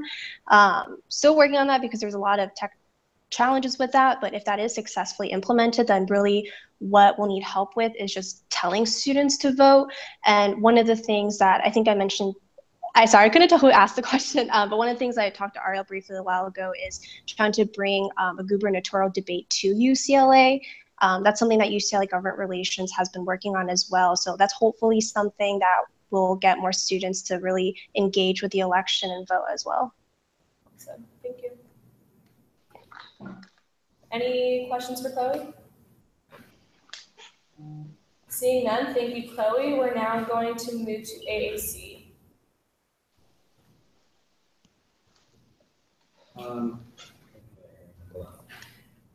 Summer's doing academic equity, we're working on October is Breast Cancer Awareness Month. We are looking to create a program to ensure students know their resources if students are going through the university process with having a parent that has or had breast cancer. I know that personally breaks my own heart. Also, we'll be having a display in Powell Library with a bunch of pink ribbons and Miranda. And we're working with hopefully college and cancer will come through. But we're reaching the diversity requirement, we are looking to ensure that more classes are cross-listed, but they are also part of the ethnic studies department programs. We're also looking to advocate for the renovation of the buildings themselves within the ethnic studies department. Powell Library is making their numbers accessible in a activity log. So what's going to happen is, I think by fall, we'll see if you log into like library, UCLAlibrary.com, if that's the wire or URL. If that's that. You'll be able to see an activity log of how many people are there per hour, and then you'll decide whether you're going to Powell that day. Similar to the one that's on the hill right now for dining halls. Yeah, it's gonna look like a log and be like red. There's so many people there. But because they have those numbers already, they count those numbers every hour, and then every day they have a number of how many people have entered the library. Okay. So they're just making those public access. Okay. Because they weren't before. Sanctuary Campus, we got $5,000, and we are giving it to scholarships for students. Some of the student communities, we have not created our scholarship application yet, but it'll be open in fall. Hopefully before the deadline for students to pay their room bill. But we'll open it a little bit, hopefully in August. But some of them transfer LGBT, undocumented students, international students, so we're going to open it up a little bit more. But I'll get back to all of that next council meeting when we decide those things. First day of school, notebook giveaway, it's almost happening. Hopefully, yeah, first day of school. So on the first day of school, we'll have the first 2 days. So I'm not sure if that's a Monday or Tuesday or Wednesday. But regardless, we'll have the first 2 days. We'll be giving out notebooks out of the AAC office. Any other office that is looking to give away anything or publicize themselves, please let me know. I know CEC has pens that everyone loves, so come through. And then we have started our experimental, or we are about to start our experimental Eco 360 casting, which I don't know if y'all know what Eco 360 is. It is a simultaneous casting system that allows for the lectures to be casted and captioned. So students with disabilities before were not able to access during cast, but now they will be hopefully with 87% accuracy on the captioning for the lectures. But we're starting those experiments in C session, so we'll be seeing that progress with a couple of professors. The appointments applications are open tonight. And then finally, I went to UC Merced yesterday for their city council meeting. I gave public comment. If y'all don't know what is happening at UC Merced, open the freaking Facebook or news or whatever. It honestly is not anywhere. I'm like it's like died down a lot, which is interesting because going to Merced, it is not died down. Like there are students there that are literally fighting for these people, and I think that it's something that we need to think about because as our sister school, it doesn't only affect Merced, it affects all of the UCs. So So we need to really be cognizant of UCSA's organizing conference coming up and really centering Merced and the resources that they do or do not have, and really understand where these students are coming from coming up. But yeah, so pay attention to that. Like the Facebook page, it's like UC Merced drop the charges and see what's available. I'll be keeping in contact with the people that are heading that, so I'll keep y'all informed about it. But for the most part, the DA is responsible for dropping the charges. They haven't filed the charges yet, and they're looking to file them within the next week or so. But for the most part, I'll keep y'all up to date via Facebook and GroupMe on whether there are any actions that will take place, and hopefully we can all come through for them because they really need the support right now. But that's what's up. Any questions for Divya? Thank you. Moving to the Student Wellness Commissioner. Okay, I have two things. First, thanks for bringing it to Merced. That's really important. And then, okay, so I know some of y'all were curious about the open house dates for the Title IX coordinator interviews. Two of them, I believe, have dropped out. So the remaining open houses are now Tuesday, July 25th from 1:20 to 2:05 p.m. at Murphy 2206 and Wednesday, July 26th from 2:45 to 3:30 p.m. at Murphy 2121. And these are basically open house interviews where you can come and sit with and listen to and ask questions of the Title IX coordinator potential candidates. And then aside from that, SWC is currently looking into contributing to the Healthy Campus Initiative's new teaching kitchen facilities that they are creating, potentially in one in South Campus and one within USAC. That's just a sort of rough thing that's happening right now. Yeah, looking forward to seeing more of that in this upcoming year. Any questions for Christina? Would you mind just sending those dates and times in the group just so we have them written out? Thank you. There are no other questions. We'll move to the Financial Supports Commissioner. No real updates. Everyone's just working on their summer project, so stay tuned. A lot of the programming does happen. Like we're planning on having, I'm working on things to roll out for fall quarter. A lot of it is winter quarter heavy with financial literacy week, so we have a really exciting. Any questions for Emma? Seeing none, we're going to move to Facilities Commissioner. Yeah, so in regards to the Not On My Watch magazine, I had a meeting with one of the co-directors of UCCIM, and we talked about changing the language and then making sure that the magazine was like centered on UCLA, so making sure like the resources that were present within the magazine were like fair, CAP, so like very like specifically oriented towards our university. So we're going to be meeting with Rob tomorrow to discuss like the finalized changes to that magazine and make sure it's customized and ready to roll out in the fall.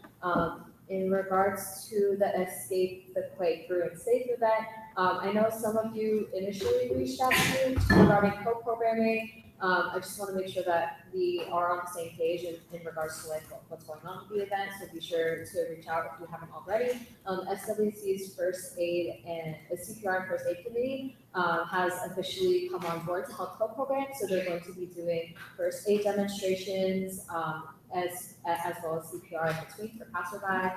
We also met with facilities management to discuss the renovation of outdoor underutilized spaces in South Campus. It was a very productive conversation, and there's definitely going to be renovations happening over the course of the year, so definitely be on the lookout for that. Thank you. Any questions for Zara? Seeing now, we're going to move to General Representative 2.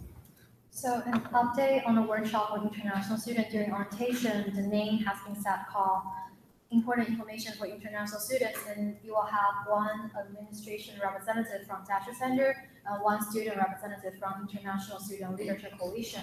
And the workshop will happen during orientation 109, 110, and 111. And the second thing is the office is going to start a new program at UCLA called Second Impressions. It's a program UC Berkeley has already been doing, and a group of international students from UC Berkeley actually reached out to us about the program, and they are trying to expand the program to UC-wide. So Second Impressions is a Humans of New York style program that collect stories featuring international students and international staff. It aims to break the stereotypes of that population and gave them a way to voice themselves. Any questions for Kayla? Okay, I have a question for you, Kayla, actually. Do you know if Dachu hired its new director yet? I don't think we're interested in having Delayed. Delayed. Appointed as interim director. Okay, cool. We're now going to move to the administrative representatives. Any updates? I think it's an interim, director is what Dr. Geller just said. Yeah.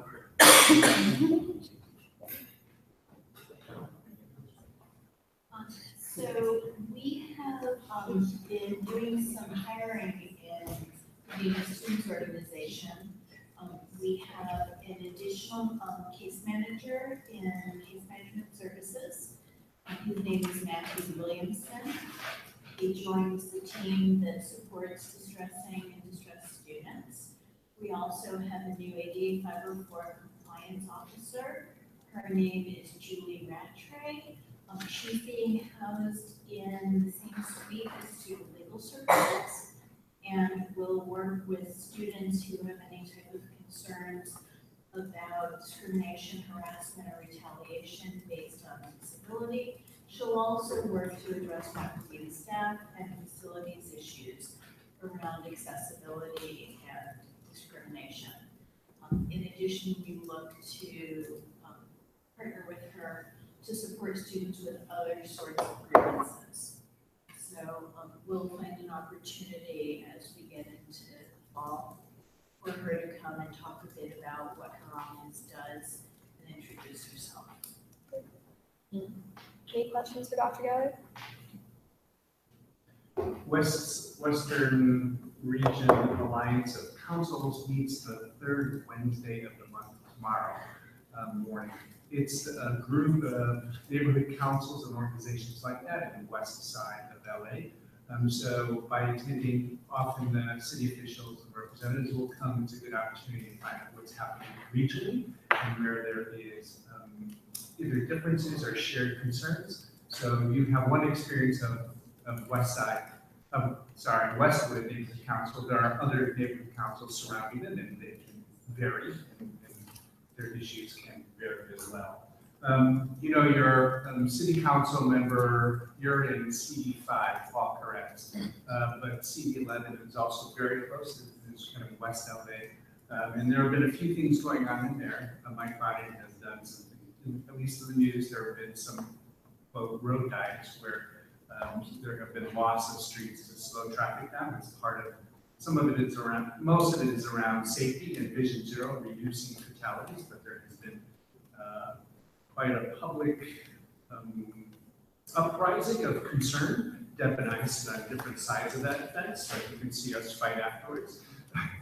But interesting stuff is going on around there. LADOT is having an open house around their efforts around the Great Street project on Venice this Saturday from 1 to 3. And Alex Bustamante was the Inspector General for LAPD and was recently hired by the UC system to be the Chief Compliance and Audit Officer. So a good hire by UC. Got to know him through LAPD. And he's an independent investigator who investigates all police matters on behalf of the police commission. Any questions? Thank you.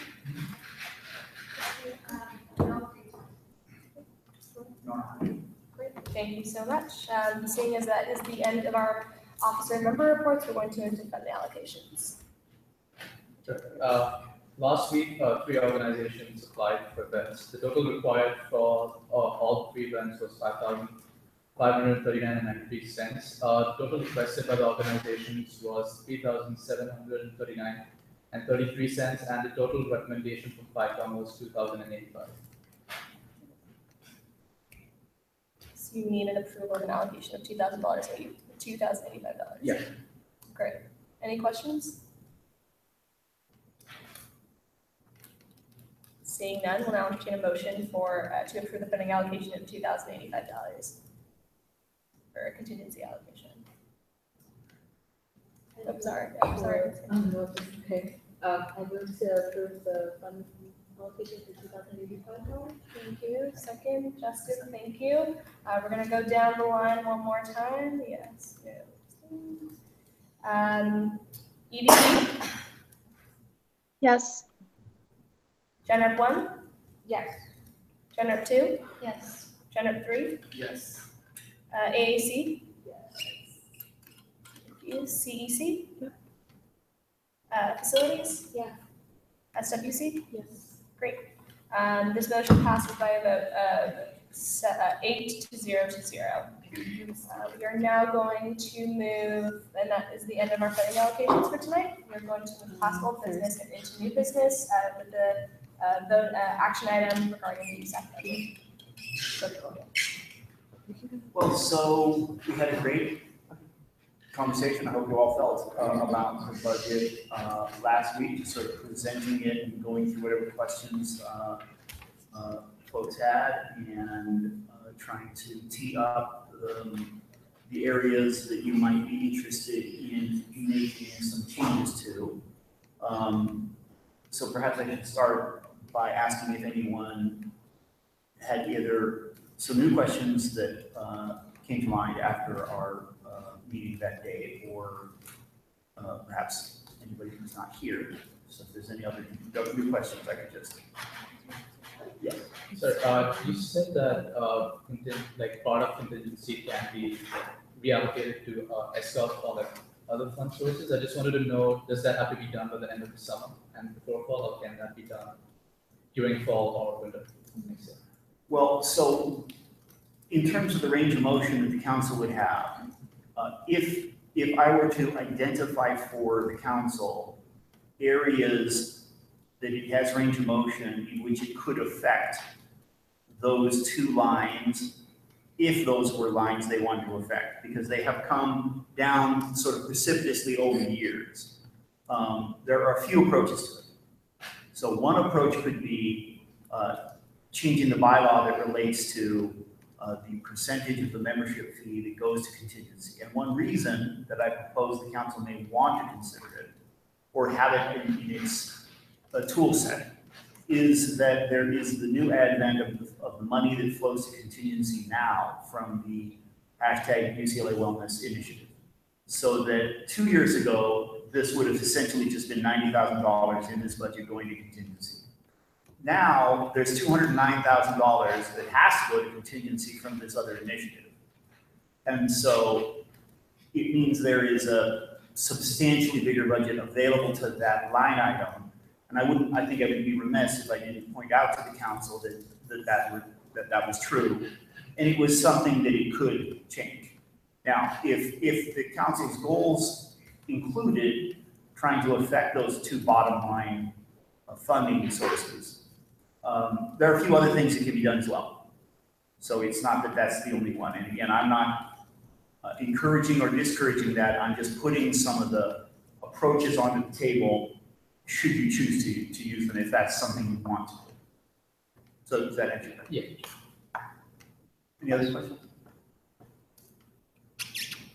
So you said that this is like a pretty accurate idea of what the budget's actually going to be like finalized, right? Well, once you voted, whatever you vote at the end of this evening, that's the budget. Okay. And essentially, it represents your authorized spending level. Okay. So there's nothing else that would happen. I mean, in terms of any commission budgets, that's the amount of money you can spend. But the actual collection, we don't even have that final accounting until the fiscal year is almost over. So this essentially determines the authorized spending for your different bonds. I have questions about two line items regarding the USA discretionary. I believe it's $16,000 on there. Or can you tell us, and excuse me for me not being here, it makes me not know this information, but what is that money traditionally, or has it been historically used on? The council discretionary? Yes, sorry. Yeah. Okay, so there's the your ability to affect the contingency and the percentage of the membership fee, which is sort of that $900,000 thing on top. Then there's a number of lines in your administrative budget that we can talk about. So one of those would be council discretionary. I believe it came into effect around 2011. It does not have a long history for the council.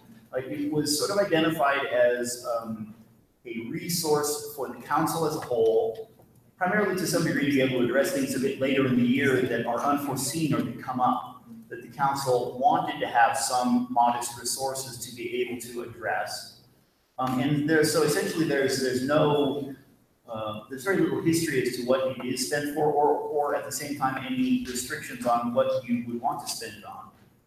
I think it's generally probably not prudent to use it as kind of a funding body for programming, because you really do need to rely on your funding bodies to have objective criteria to ensure that they are dispersed in an open, even-handed manner and are accessible to everyone. So you don't necessarily want to use that as a programming fund, because you want to make sure that you're doing that in a very even-handed manner. But sometimes it's, I believe one of the first usages, or maybe this is the idea that sort of brought about the imagery of it, was, John Wooden's 100th birthday. The council wanted to recognize the legacy of John Wooden. And I think it was that at that time it was really pressed to find resources to do it. And it had to really, strain itself to find ways to do something that really seemed like the community wanted to do. So that's an example of the kind of thing. Or it could be, an ability to address some fast-changing thing that had occurred on campus that the council wanted to be able to participate in a way that included a financial cost. So it's a really very broad range. Now, I would say that the $16,000 that's in there now, there's not enough history to justify that the number needs to be that high or that it needs to be that low. So, if you wanted to, I would think that would be an area that you might want to look at to redirect some money to other priorities if you believe that. Now, one thing also I got just for your frame of reference, when you look at those two bottom line, Student Government Operational Fund and SUF, Student Organization Operational Funds, and kind of the pressure that has been brought to bear on them. If we just look back 5 years, those two numbers that were approved, the SCOP money was basically $35,000. So for the offices that have no referendum, that represented, significant money. I believe at that point they had already passed that was divided equally by 13, the number of offices at the time. And so as you can see, that's almost $3,000 an office to expend. Whereas if we look at the number as it sits now, if we divide that by 8, which we'll talk about in a moment, but what had happened last year was the offices that did not have referendum money split evenly that pot. If we were to split this $3,984, I think it's barely over $500 an office. So just as a frame of reference. So with that being said, coming from an office that doesn't have a budget that is quite that large, I would like to propose for discussion that we maybe decrease the council discretionary fund to $10,000 and reappropriate that $6,000 that was previously in the council discretionary fund to SCOP to allow the offices that don't have budgets a little bit more room to put on and serve students more effectively. Eager to hear what your thoughts are as well. Yeah, ask that question before we start. Well, like, SCOP doesn't cover, what are you? So for our offices to use. Yeah. Yeah. Like, for SCOP's purpose, I don't know if it would coincide with a lot of student leader programs. So like, why would you want to allocate to SCOP in particular? That's my question. I think $500 is a very small amount to allow us to do the things that we need to do. For example, and I'll use an example, this is not the best example, obviously, but like business cards, right? So if I'm going to meet with a legislator, example, and I want to build a relationship with that person, if I don't have business cards to hand to that legislator, then I can't build a relationship to better advocate for students. I think there are, and I can say, for example, with Enon's office this past year, like he wanted to offer chai at the chai chats. all that money came out of his pocket in a way that put a strain on his wallet, but also made it so that, for example, if there wasn't enough tea to go around for students, those types of things. If there was an argument for Dion's office, that was just a contingency application. Like I know someone works in Dion's office and his office, and the reason why they weren't able to is because they submitted the application late. So for that particular reason, I see like where you're coming from with the business type thing, but I think the press office usually does. I know Janie's office had it, I know Heather's office had it. I don't think there was a huge issue with business in particular. I think you have a good point. Generally, I just don't think that SDOC would be the right time to allocate that money. Is there somewhere that you recommend Honestly, moving if elsewhere? you were able to do it as contingency, like then people would be able to like apply for more money, but I don't think that's possible. Well, contingency is everything. I mean, because that's like something that you would use, that's like the first fund that you would use to do in the program. So I just don't see it being the most viable for SDOC. Yeah, so with regards to contingency, I mean, just adding up the two numbers from the wellness referendum and the 30% that's been allocated, we have nearly $300,000. Which is, no, for 3 quarters, that's a lot. Yeah. And based on certain like line item caps that we have, we cannot go over those line cap items as well. And the nature of contingency is such that it's supposed to be a supplementary form of funding, not the main source of funding. So I'm just, I was trying to get like why. Because SDOC's more for the offices in particular, rather than like materials, things like that, rather than like, you would have had a DOD if you're doing a huge event or something like that. Like, I just want your thoughts on why. I think it's those types of things. I can tell you from my experience right now, I have not applied for any SCOF money for my office because I'm trying to limit the amount of student fees that I'm using within my office. So I'm trying to get creative about what we're putting in there. It's not a presentable office right now. It's not somewhere that I want to host administrators or students, to be honest with you. A lot of that stuff is trashed. Unfortunately, students didn't respect the space as it needed to be respected. And so I think an allocation of $500 makes it difficult for students to do as much with the space as we can. I would love to make the space adjacent there. I'm coming from an office that has a budget. You have legroom to do a lot more than some of us that don't have budgets do. And I think that this reallocation could be helpful to those of us without budgets. Yeah, sorry. I was actually wondering, so I definitely agree about like the reallocation of that money. I personally am not sure if SDOC is the best place to go, but I was personally thinking about SOUP, so the operational fund of like over, how much money is allocated to? Yeah, so there's around $16,000 and like the number of student organizations on this campus. I don't know how much funding is used for their specific operational fund. I do not have knowledge of that, but if there is a need for it, I think that personally, that would be the best place to allocate it, to reallocate it.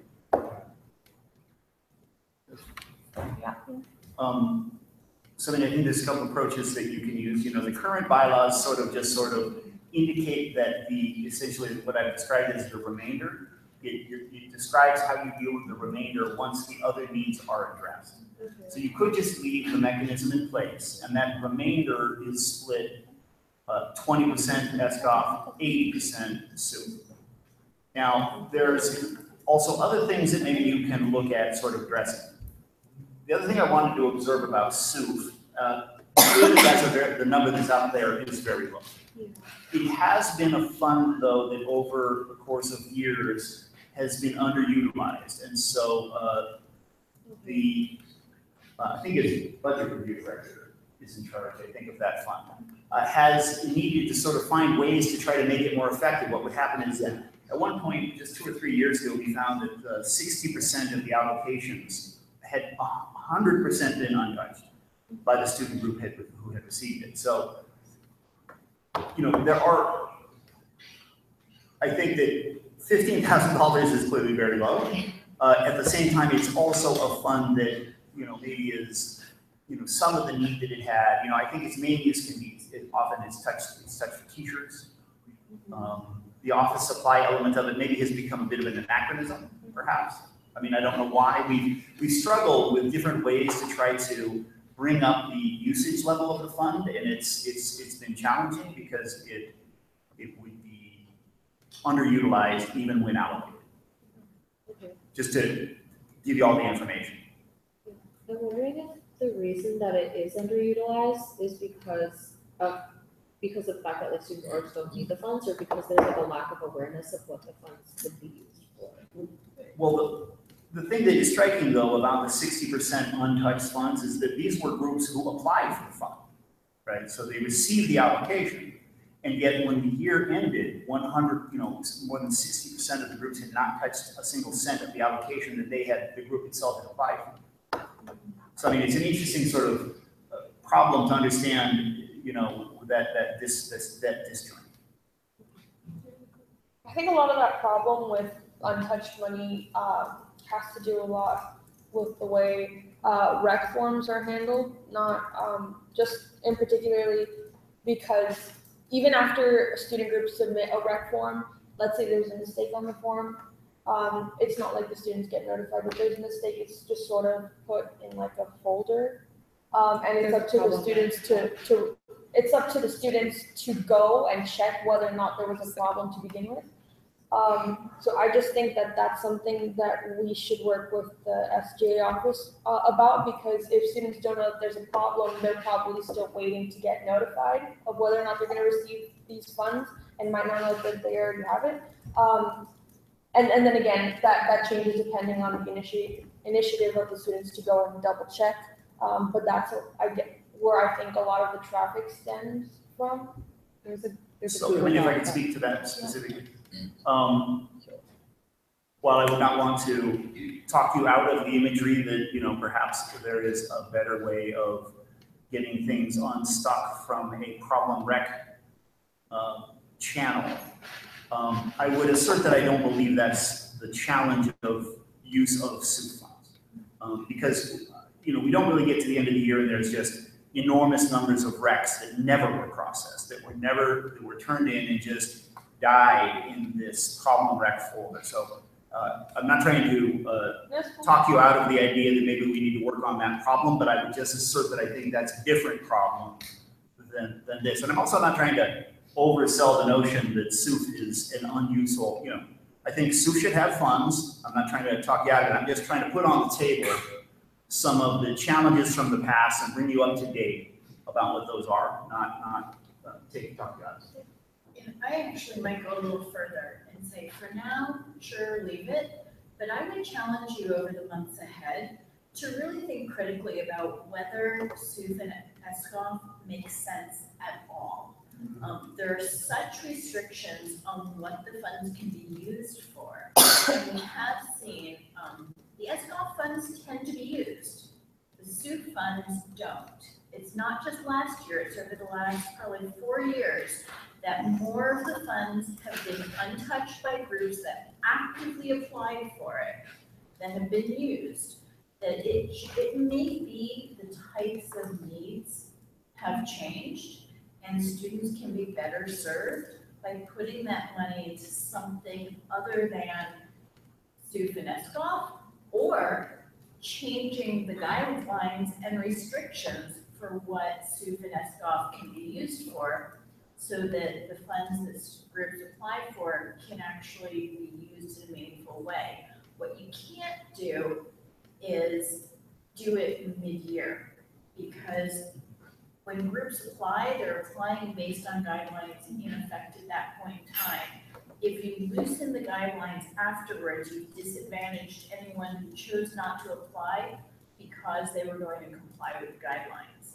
So it's not going to be a mid-year change this year, but it could be a serious discussion to make for future change, so that you can try and improve where the money goes and how you meet the needs of students. I mean, if I could largely agree with that, I mean, SUF, I believe it wouldn't be too late.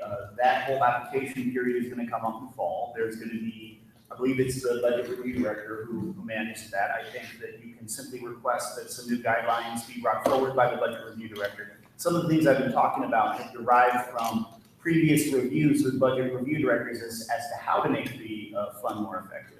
But you can still change those guidelines because no one has applied yet. And then I would draw a little bit of attention to, in terms of SCOF, I do again agree that SCOF is inherently different. I mean, each of your offices has to have, I think it would be fair, a certain amount of money just to function, a base level budget for an office to function. And if you look at some of, right now, the way you're looking at your budget, the SCOF and the SUF money sits kind of at the bottom of this document. But if what had happened last year as an example, the budget was approved, the amount that was on the SCOF line was divided amongst the offices that shared it. And that's largely what you'll see in a number of these offices. You see how in last year's revised column, under Facilities Commission, you see $2,505, and also under the Financial Supports Commission, $2,505. What line is this? Sorry. So this is budgetable expense area, down, not in the upper area, which is the income. No. So you see it is below where it says administrative overhead. And then once you're below that, it's like 6 or 7 lines down. You see those? Yeah. So 2,000, so they're all equal, right? So general reps, that's where they get the budget to that modest, what I would assert is a modest amount of money to run the office. Also, you see the same number of internal vice president, USA president. Okay, so that's where you see the divided sum that would be the result of whatever decision you make. The same outcome would occur now. Whatever your decision is, the number that's on SCOF will. I'm sorry if I made a little error. I brought for my information. Yeah, sorry. I was looking at that 12-13 budget that I brought as a reference point for how much money was there 5 years ago. So I think Debbie has not gotten to the point, unless that's there now, that she's put those numbers in there. So you can't see it up when I was looking at it. But the principle is still the same thing. Whatever that number, I think it's not in, I don't think it's not showing in this. I was looking at it, could you give me a line? Yeah, it's, oh, I think we're still closing the year out, and so not all the information is not present on the columns. That will probably come later. I'm looking at a more mature version budget. But the principle is still the same. Whatever's on SCOF would be divided among those offices. And that's kind of where they get some base amount of money. I just, again, want you to see how that works in your budget. And those are the offices that really share the split. Would you mind just repeating for us what the SBOC allocation rate is right now, so we can divide it and make that known? What offices? It's 3,984. Well, like in total, not just. Divided by 8. Generally, because I have no money right now. So it's $3,984. $3,984. So divided by 8, right now, each of us gets $498, which is not a lot compared to other places that do have budgets. Now. Yeah. Yeah.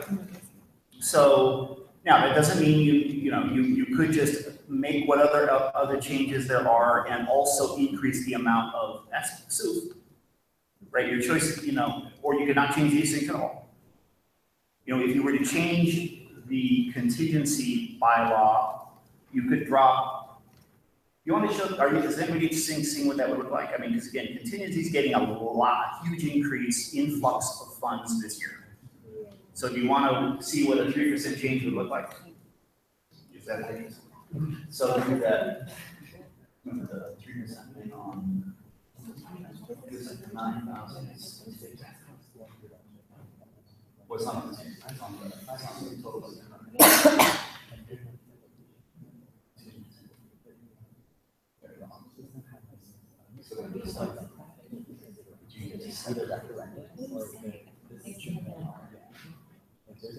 So if you change your bylaw, yeah. If you change your bylaw. Sorry, guys, we're having one conversation here. He's clarifying. He's just waiting for your attention. Yeah.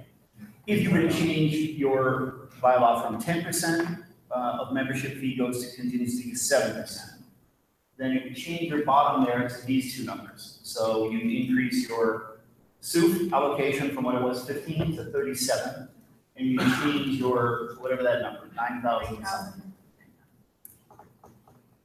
So that would be 9,388. So if you did your same formula, the offices would have 1,173, and the fund for the student groups would go up to 37, so that'd be more than double. So that would be the pool that they would apply to. Well, I just want to clarify specifically for the offices that have like a lower budget, the process or the applications that we can submit to obtain money from like SCOP and SUF. Just because it's, yeah, I know it's a problem that some offices have a smaller budget. It's just that given this past year and just like with this past Gen Rep office, I noticed how with a particular project, a lot of money was spent on it, and it kind of, that project just went away and disappeared, and it's not going to come back.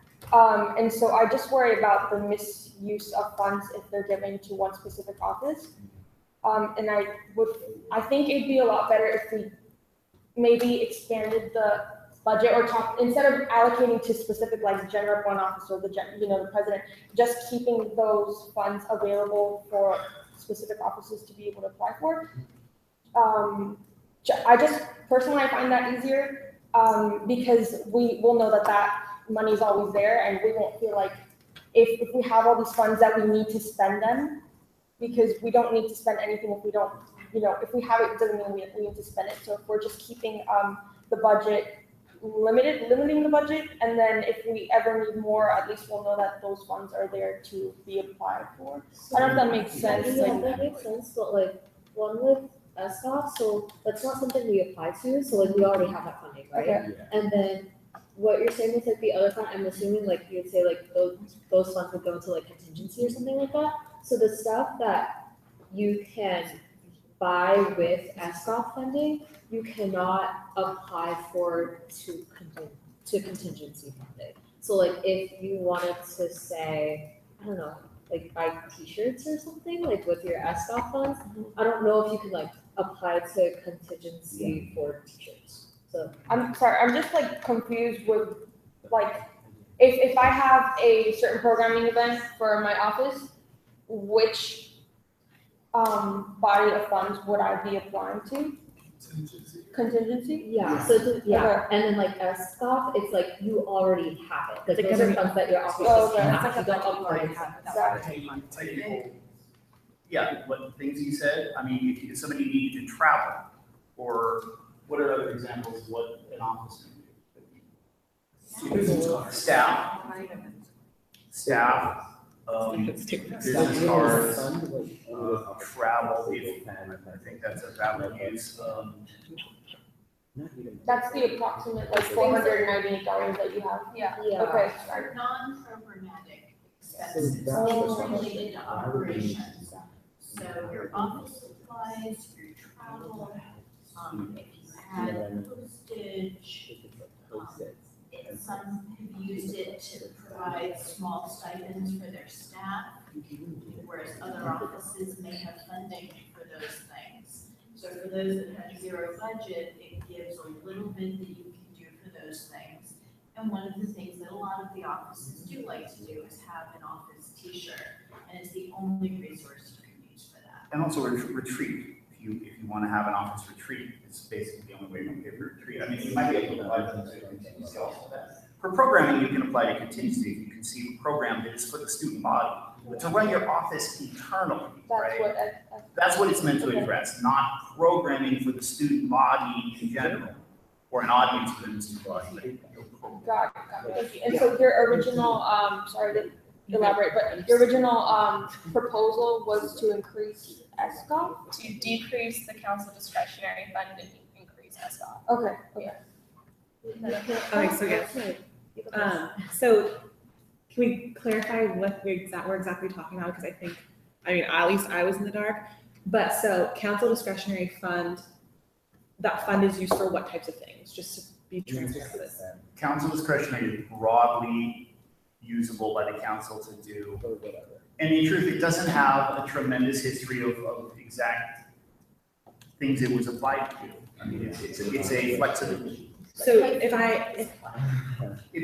That's plaque for the Freedom Riders plaque. if I like, so how exactly would it work if like we wanted to use that fund? So if you don't have any other funds that can pay for something you wanna do, and ideally it's something that brings benefit to all of council, not a specific office, although it can be interpreted more loosely.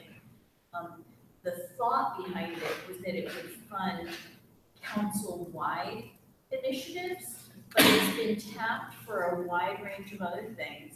A proposal is brought to council by one of you. You're the only people who can bring a proposal, and then all of council votes yes or no. When it's gone, it's gone. There have been years where it's been redirected to basically contingency to support student activities. But it's been used the first year, as Roy mentioned. The idea was that there would be a uniting program that all the offices would present to campus as this is something your USAC is doing for you. That first event was the John Wooden birthday celebration. There was talk about doing a similar event for the reopening of Poly. There was the Freedom Rider recognition. There have also been years where it's been tapped for things that were unfunded. I think internet expenses or something like that were beyond budget. And so there were some things that it was tapped for. So you do have flexibility. There have also been years where it was redirected into the student programming endowment at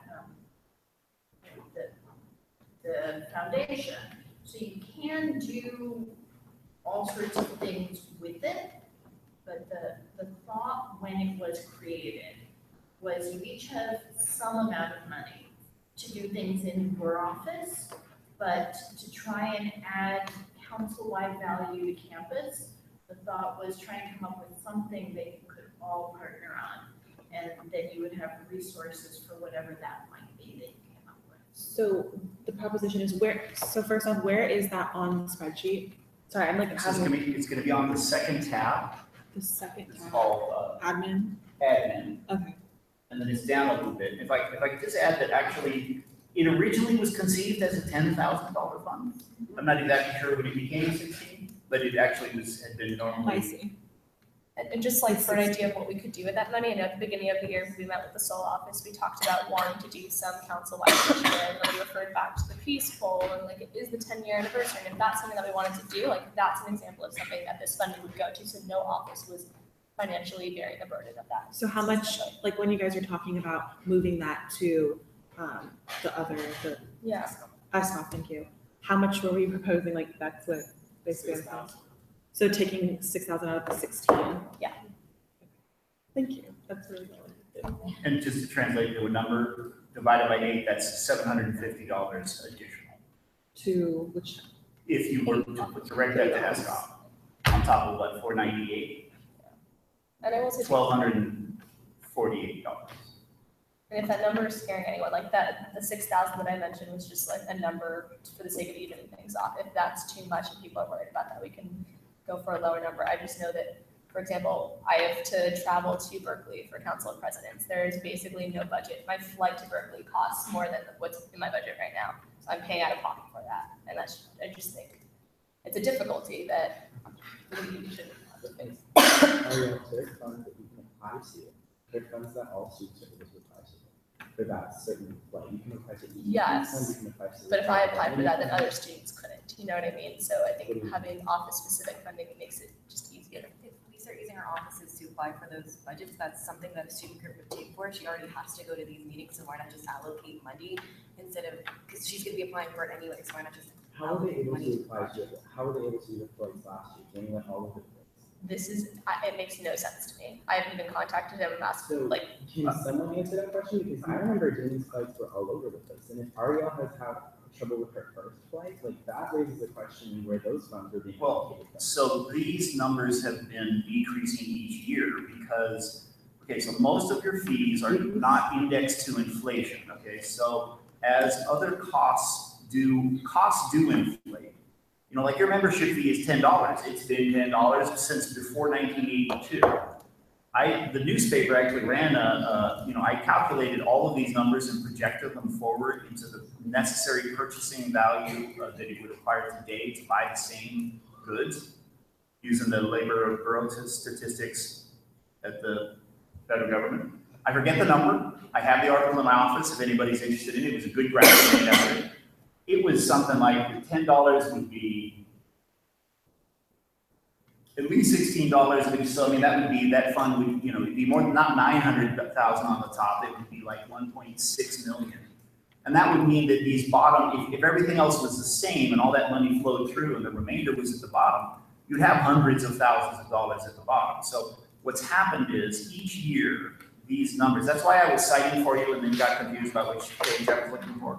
5 years ago, SUF was $140,000, not $15,000. The difference is inflation ate the money. So what's happened is partly each year, there's less money for each office to operate with because inflation eats up some of the other costs. So that's a big part of what's happening. And frankly, if this is something I've been talking to council about, I guess Deb is the one who can attest it for me. I've been talking about this inflationary effect on your budgets for 6-7 years. And just for the sake of appeasing everyone too, if for example, the $10,000 or $16,000 in the council discretionary line item isn't used, could we at the end of the year allocate that to the endowment, for example, as like part of the surplus? Council discretionary? Yeah, Yes. for example. Yes. So whatever money isn't used doesn't just disappear. We can put it towards the endowment, which would then help student groups in the future and such. Yeah, Nicole. Just a rough estimate, the council discretionary fund in the past years, has it been used a lot or no, not enough? I really haven't retained an estimate of it. I mean, I think years in which it was not been touched much. It just depends on each year.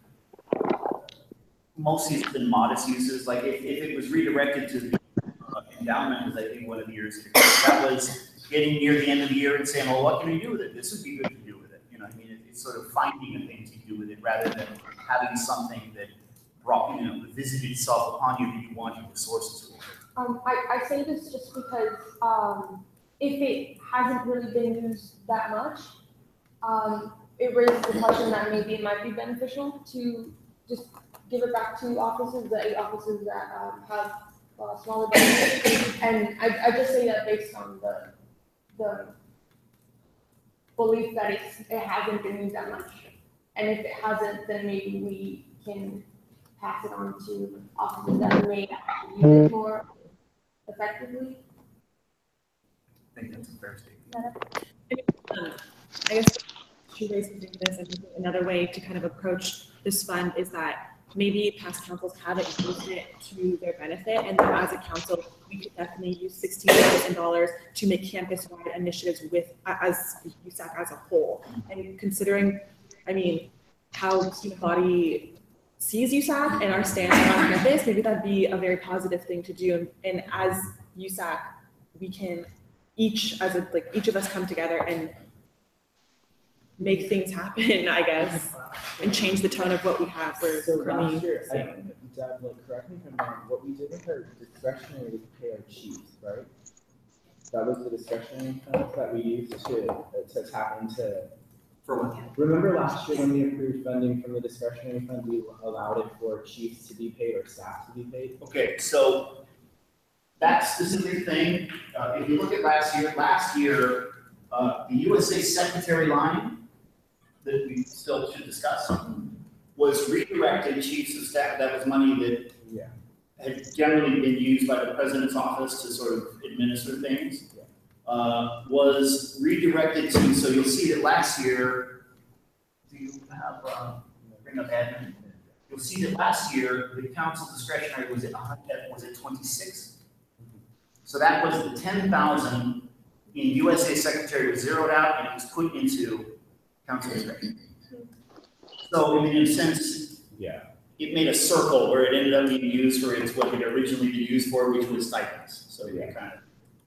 So like just seeing that what it was used for in the past, just last year, was stipends. I mean, that has a point with 16,000 is a large amount of money. We would be able to use that to, I don't know, create a sanctuary campus, or do things like that, create a campaign, or be able to inform students about all those things. If we're like concerned, sorry, if we're concerned about these funds giving back, using these funds to give back to the students, especially because it is a fund specific to council as a whole, I think we could definitely set a tone with $16,000 and create initiatives together to make an image for USAC that hasn't historically been, positive. So I see Thank Zara's you. hand, and there's Emma's, Justin's hand, and then Emma's hand, Zara's already last. Let's go, Zara. Yeah, that's definitely an important point. Definitely support that. But also, if like offices don't have enough funds to the point where like people are paying out of pocket for things that they shouldn't, I feel like that's something that's not okay. So Sorry, can we just go according to Yeah, who other hands up of and come course. back? Justin. With the council discretionary, I would focus on the money that Nita was going on, making council-wide initiatives that hasn't been historically done in the past. And I think there's a great opportunity for all of us to stand in solidarity, but in the same context, I look at the president's office, and that's no place to conduct the president for you. President, we just had Ted Crystal come, a potential candidate for California. That'd be a great place for our president to have conversation with them, but the president's office is in no way, shape, or form. And so I think if we do allocate a little bit more to ESCOP, it'd be able to allow us to fix up our office. Emma? I feel like my point sounds really similar. I agree that like the $16,000, like having a council-wide project does sound amazing.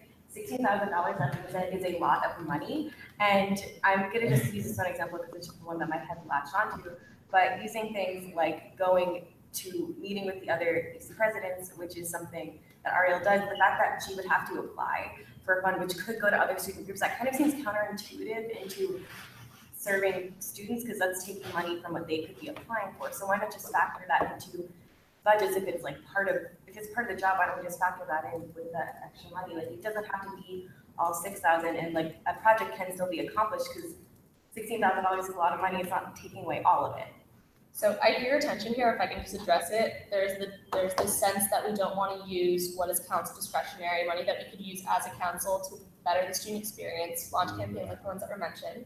And there's also this sense that the offices that don't have budgets do need more funds in order to do their work. So another line item that was mentioned that Roy just brought up was USA Secretary, and that was previously, as I said, reallocated to discretionary funds and allocated amongst chiefs and staff for stipends.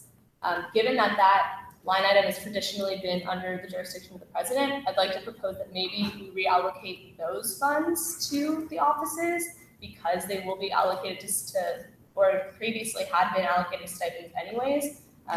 I was told that previously it was even those stipends were kept only within the prize office. That's not something that I'm interested in at all. That way I think we reach a healthy compromise where we don't touch council discretionary. We still have $16,000 to do council-wide initiatives for students to better their experiences, but we're also reallocating this fund that was basically underutilized and then dispersed at the end to the offices ahead of time so that the offices that don't have budgets still have the funds they need in order to feel like they can do the work they need to do.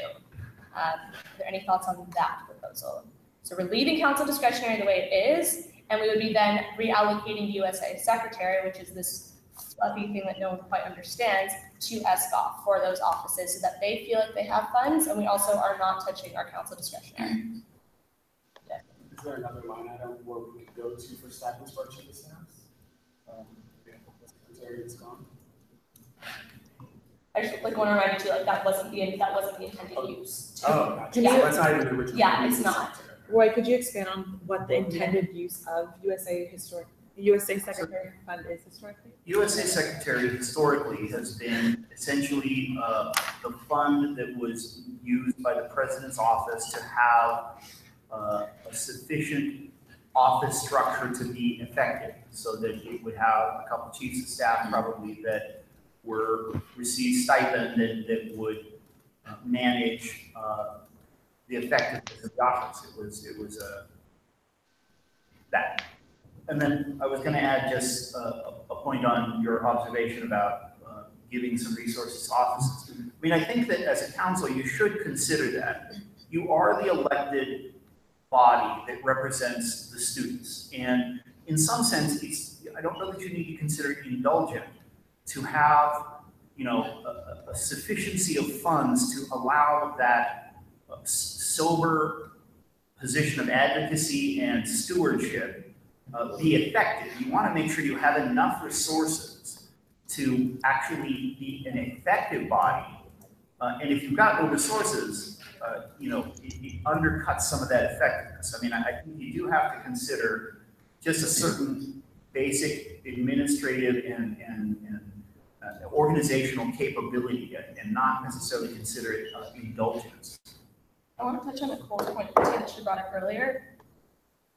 Just because these funds are allocated to these offices does not mean we have to use them. So any funding that's left over at the end of the year, I believe we as an office, the office itself can move to reallocate that fund to the surplus, which would then be put in the endowment as well. So the incident you're talking about, which you felt like an office was not using its funds in the most appropriate way, like that shouldn't be the case, because we shouldn't just be using money because we have it. Just because it's within our budget doesn't mean we have to spend it, but it does give us the room to be able to use the money should we need it, which right now we don't have the space to do. Yeah, sorry. I also wanted to point to a specific line item that I think was discussed previously, but I'm not sure how much we went into that. There's a line item for Kirchhoff telephones, and it's currently $12,000 for Kirchhoff telephones. Like, some of these line items, it's very obvious that those funds are not needed. And like with some of these, like we do have like debates surrounding like where those funds should be allocated, but for something like that, I feel like it's very clear that that funding could be used for something else. We talked about that last council. If I could just explain it. Oh, okay, never mind. Well, if I could give a fuller explanation of it, I think some of it is a label that perhaps should have been updated when the underlying concept is updated, probably 12 years ago or something. As the world evolved and the methods of communication became not necessarily telephonic, but essentially based on computers, this fee, in our experience, generally is partially telephones, but partially enabling the technical infrastructure that drives the computer systems and computer connectivity and communication. So I would read it as not just these hardline telephones, and also it being the thing that drives the technical infrastructure that is the computer infrastructure.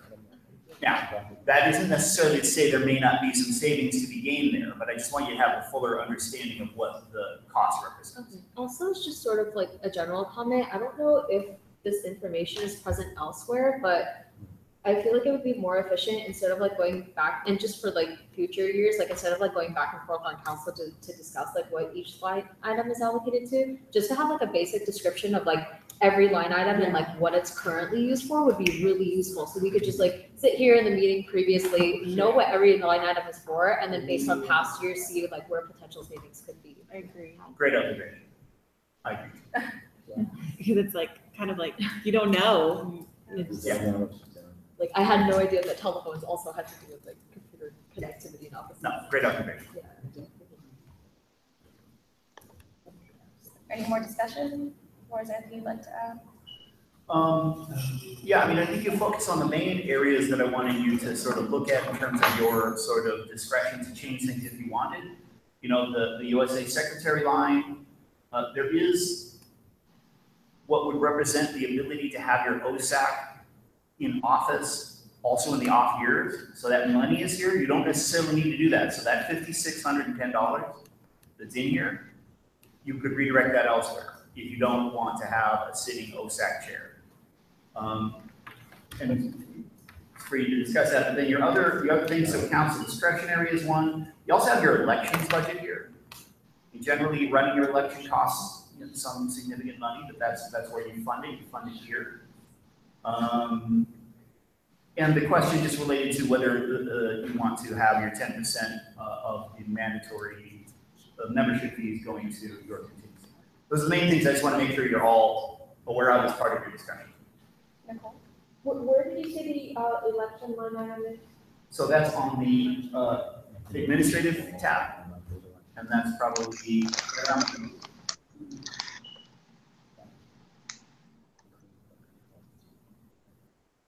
And it's called what? Just. It's called election board. So, a lot of that expense is going to be the stipends of the election board. Oh. Then you run a lot of advertising for elections. You need to reserve rooms for elections to have the whole set of public interaction sessions that you have. All the expenses for your election are in there. You have to put it on My USA, your My UCLA election mechanism is built to you. One of the biggest chunks that is just paying to have that thing on my UCLA village. Yeah, that's quite a bit of money. If there are any other questions on election board, question for you regarding the OSAC allocation. As the budget stands right now, is it $5,000 that goes to the OSAC share, or OSAC specifically every, because it's a 2-year term, is that $5,000 for the 2 years? No, that would be 1 year. Oh, okay. Is it possible for us to amend the budget so that that amount gets dispersed throughout the terms? I think currently, the past OSAC chair was supposed to be appointed for 2 years, he's only appointed for 1, and if we wanted to extend the term to its full 2 years, would it be possible to disperse that $5,000 across the 2 years as opposed to getting I think $10,000 is just a lot. Yeah, so in your budget, you can only spend money in this fiscal year. So you could cut it in half and just leave it to the next year to cover the next half. Okay. But if you cut it in half, you have a half, you'd be having the stipend or having the period of time. Right, so you could make it a 6-month appointment out of, and this happens, certainly in the GSA government, they don't have an election, you don't have the election board, it's not an office all. It's much, it's not all. So you could cut the amount of the stipend, you could cut the period of the stipend. I'm eager to hear what everyone else thinks too, but I think $5,000 for 1 year of OSAC chair, especially unfortunately with issues that came up this past year in terms of the communication between the OSAC chair and student groups. I think it's quite a bit high. I would push for us maybe to keep the $5,000, but to have half of it be paid the first year of their term and half of it paid the second year of their term. That was what I understood initially when I first saw that number. Maybe I misunderstood. Well, as I say, you can't take any money from this year. So we'll just divide it in half, and hopefully the next council will uphold that. Right. So that proposal would be to cut this to 28.5. Yes. Yeah. You can see what that looks like tentatively punching that number in. Just to get some progress on what you might want to vote on. So. Any thoughts on that? Does everyone know what OSAC is? Office student allocation. So your proposition is to just pay them in 2 different terms, or pay them twice, 2 separate times? Yeah. So this past year, the OSAC received $5,000 for 1 year of the term. I think to pay OSAC $5,000 their first year and $5,000 second year is quite a large stipend to pay given the responsibilities of that particular person. I think it makes more sense to pay them half of that. So I'm proposing that we cut the stipend in half. Where would the other half go? And to clarify kind of what the sense of that would be, the year that just ended was a OSAC reallocation year. So you have a stipend when there's work to take in applications, to judge them, to reallocate, to communicate the reallocation, to make assessments as to use of offices. The problem that could be addressed is in this off year, there's no reallocation occurring. So the workload is nothing like the workload that exists in an OSAC reallocation. But when there's nobody in the office, that's your kind of office, it's almost like your landlord, it's your representative for the offices and the use of them. So if you had a partial amount of money, it would be because there is this reduced workload. Well, I would hope too, and something we're talking about at USAC now, that part of the issue that happened this past year was that student groups didn't realize that they were being audited consistently, and the lack of consistency in auditing led them to believe that they were maybe unfairly or misfairly judged in that auditing process. So we're hoping to amend OSAC's responsibility so that even in the off year, they are responsible for conducting these audits for the sake of better doing their job moving forward. So that's why I think there is a justification for a stipend. But I do think that the stipend as it stands is just too large. Yeah.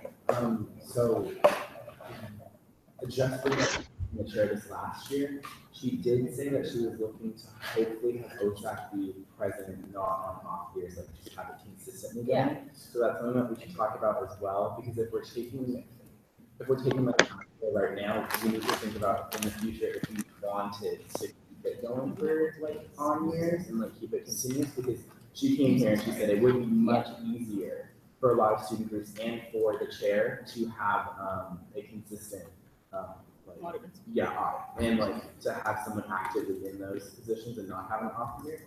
So I don't know if that's the best moment. So that's literally exactly what I just said. OSAC is a 2-year term, so whatever happened last year was not what is supposed to happen according to the bylaws. So she should have served a 2-year term. No. I'm not talking about that. I'm talking about OSAC to continue. So there's always like they're auditing every Exactly. That's how not we're even auditing the changing of rooms as well. Do you know what I mean? That's what she so was every year. I don't think that. So I spoke to Jen. That's not what she was recommending. So Jen said that during the meeting. Yeah. I talked to her after as well. That's what she said to me. That wasn't what I got from her, but we can look into it. And like, We can figure it out. So for the most part, that's like what I'm talking about, continuing that. So doing a yearly audit in which student groups could potentially gain or lose risk. So OSAC would no longer have off years. Yes, that's exactly what I'm talking about. Okay. Thanks, Czar. Okay. So wait, so where were you proposing that? Like if we did reduce it, where would the other money go? that was up for conversation, sorry. Well, so Where would it go? if I were to just say, if you were to make a number of changes, just so we don't lose control of this thing, I mean, if everything else stays the same, if you reduce a piece of your overhead expense, then that would just drop down to that remainder area. And it would be split 80-20, SUV, ESCOM. Now, you could pick certain things and direct them there. But I just want to, if you don't specifically say, let's take this $10,000 and use it here. If you just reduce some expense, because what's happened to those two bottom line remainders is these other expenses have slowly grown, shrinking those bottom lines. So if you can reduce some of those expenses, it preserves stuff on the bottom line. Now, that may not be what you want to do, but I just want to keep control of our story so that we can vote at the end. But those bottom lines, if I'm correct, serve only part of council, right? Like ESCOF. Well, 20% of it goes to the ESCOF, to the part of council that doesn't have any budget, and then the 80% of it goes to this fund that is for student groups in general. It's like 80% of what? Okay, whatever's remaining, after everything else is paid, Okay. 20% of that goes to ESCOF, which is split amongst the 8 offices that have no funds. And 80% of it goes to SUP, the Student Organization Operational Fund, which is implied to by the student body and is orchestrated by your budget review director. That allocation comes to the council in fall, and you vote. Okay. So we discussed, I think, 3 major things, and then we can go through them each and see if we do want to make the proposed change or don't, so we can get to a vote. Starting with the last one, how does everyone feel about I believe it's 5,610 stipend that is currently the OSAC stipend. Do we feel like that's a fair stipend, or I'm maybe recommending that we reduce it? How much do you want to reduce it by? So in my head, I know we can't budget for next year, but I think that theoretically, the 5,000 budgeted a lot, like across the 2 years would make more sense. So I would offer that maybe we cut it in half, so they receive 2,900 now, and then 2,900 if council chooses to continue that trajectory Instead for of next giving year. 5,000 each year. Yeah. But hypothetically, that wouldn't really like be the same money. You know what I mean? Like we can't. Yeah, we are cutting the stipend. right, so like we can't project, we can't be like, okay, well, half of it's gonna go to this year. No, I agree, so I just propose that we cut So side in half. if what she's saying would be effect on this budget would be $2,805, would now go to your new bottom line, which would be. Yeah. Would you then have 4,545 and 18,000 that number? Okay, so we would take from USAC and put it in our bottom line. Well, if you don't do anything else, it would just trickle through your, like whatever machine that is. and at the top. But if you feel like that number of money is owed to that person, then we can feel free to like argue that. I just feel that we're kind of nitpicking little places where we Okay. can take money out so that 8 offices can get more money. Oh, that wasn't at all my But that's how it seems, because we're like going through like line by line, like kind of. And so that's, I don't know, I think we should talk about. I feel like it's also to the point of a little bit of arguing. I think some of the frustration is that like right now, like I feel like this discussion is getting a little bit tense because it kind of seems to be like the offices who already have large budgets arguing against the offices who have no budgets, and I feel like it's kind of tension-y. If I could also just make the observation that actually, if I may have distorted the way this has gone unintentionally, if we had just budgeted this the way we normally would have, there wouldn't be any budget for OSAC, right? Because this is not an OSAC year. Yeah. It's not an allocation year. So the idea really, I think, should be looked at the other way. Do you want to add some stipend for a non-office allocation year? Do you want to give, the argument would be, do you want to give a modest stipend so that somebody's still acting as your landlord and looking over the use of offices, and it's not a completely down year, that you're going down to a maintenance year, not a reallocation year. So I think you should think about it as, do you want to add that? And just for the sake of transparency, this is something that I've discussed with both Roy and Dr. Geller several times leading up to this conversation. So it wasn't like a suddenly like we want to move money thing. I mean, speaking on that, like I think it would really depend if we did change COSAC's role. If we decided that they're not going to have an on and off year, then clearly we would need the money. So we can't really talk on behalf of where we're going to put that money because we don't know how we're going to approach that coming. But also, like, to kind of respond to that, I don't think it's the tension is rooted in people who have a budget versus people who don't. I think the frustration, at least on my part, is based off of the money is allocated to the offices, like people who receive budget and people who don't, based on the nature of the work they do in those offices. So the money you're allocated is reflective of the work you do in your office. So if you're not receiving the money, then it's historically because of the nature of the work. Do you know what I mean? Not only that, but also referenda. And that's why offices, like I was a transfer rep last year, surprise. And I had to also, like there were, what, $507 in that budget. We got all our programs completed by contingency. Like not one was out of pocket because we were able to get those things on time. With offices that don't put their things on time, yes, you will have to pay out of pocket. If not, you won't. Like you won't have that availability. But that was a problem that was faced in a lot of different offices that didn't know how to navigate SGA funding, but we were able to do that early on. My question does still lie in where did the president get that money in the past years? Because I think it's interesting that you're having to pay out of pocket coming up to the Berkeley conference. So I would like to hear from your predecessors of where they got their money from.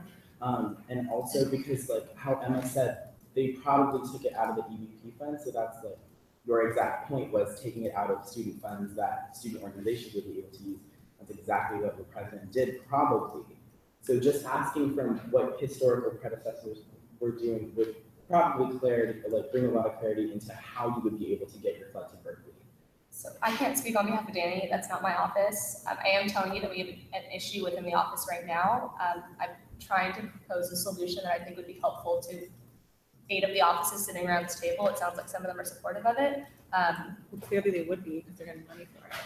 But I also want to challenge an assertion that you made that those who have money are doing more important work. Maybe I it's didn't not say like that. that. I said there's the nature Sound of like the that, work. but I didn't say more important, but I Okay. said the So, nature of the work that was. Let's slow down for a second. Again, I think we're all sensing the tension now.